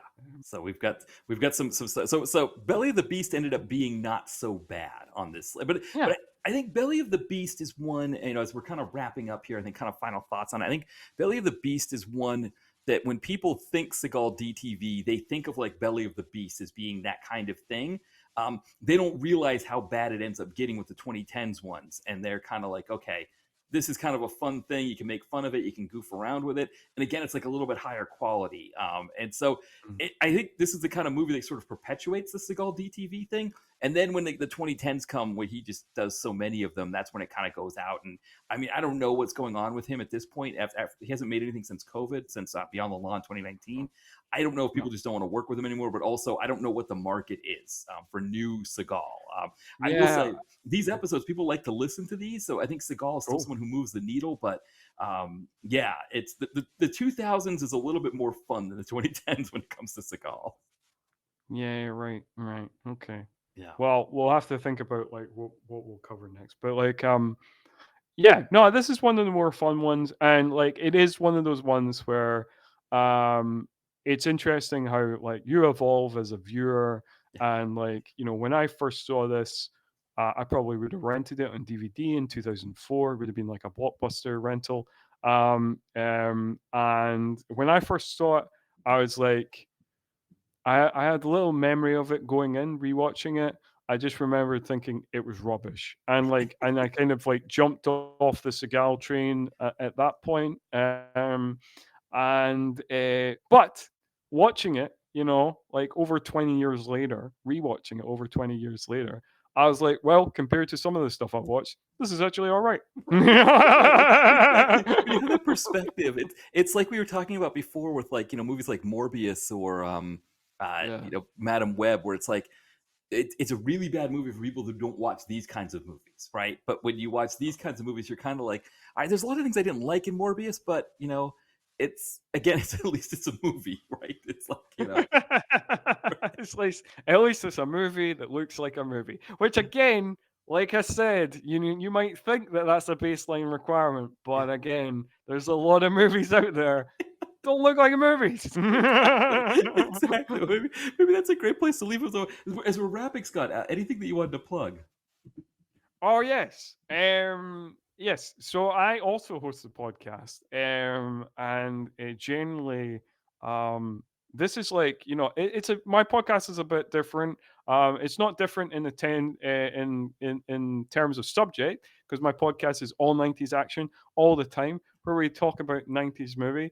But generally there, I try and keep episodes to about an hour and a half, up until about 2 hours. So there's a little bit of difference there. I try to keep things a little bit tighter. Like imagine like in terms of like music, like that is like I try to be tighter. I try to be like that's like the Joe Strummer version of me. Trying to fire out 3 minute hits. Whereas what you get here is like the Frank Zappa version of me. Could go on for however long. It could be a 3 minute hit. Also, could be like 20-minute jam. Like it's just it's what it is. And I apologize if this episode is now 3 hours long and you're exhausted. So I'm sorry. No, it's I hope you've been entertained. Seagal can But take anyway, you in any number of that's my directions. plug. All 90s action all the time. Listen to it anywhere you get podcasts. That's Yes, it. no, it's great. I mean, so as we're recording, your most recent episode is The Hunted. I think we're going to be close on this episode's going to probably coincide. The release of this episode is going to probably coincide with around the time your next one, because this is going to be May, last week of May. So my new episode will be last week of May, so it'll probably come out the same week, I guess. So last week of May, it's we're covering Die Hard with a Vengeance. So one of the biggest film of 1995. Yes. That's where we're covering. Perfect. And the link to that, the link to All 90s Action All the Time will be in the podcast description. So people, I mean, you should already be subscribed to All 90s Action All the Time. With the times that you've been on, it's very generous. Yeah, no, it's I mean, with the times you've been on, everybody should know All 90s Action All the Time. They should be listening. I absolutely love, again, just going back 30 years for action. And some of the things that I don't always think about, some of the movies that I don't always remember, but hearing you to talk about, I've been on for some fun ones like Highlander 3, which is a great discussion of a movie that I would I wouldn't even have thought to revisit Highlander 3. It was so much fun talking about that. But yeah, it's just always a great show. So people definitely, podcast description if you're not already checking it out. Link is in the podcast description. Well, Scott, thank you again for coming on. This was a lot of fun. I think we had a little, this was maybe a bit of a breather. We'll see what happens with the next one. Yeah, I don't know which direction we'll go next with this particular journey, but yeah, we'll see what happens. Maybe I don't know. Maybe we'll delve into one of those 2010 ones, and I'll be exposed to that and maybe regret it. But anyway, yes, it's always fun to be on. I'm always happy to be on. So thanks again, man. Yeah, it's always fun having you on as well. And thank you everyone for listening. We'll be back soon. Bye, everyone.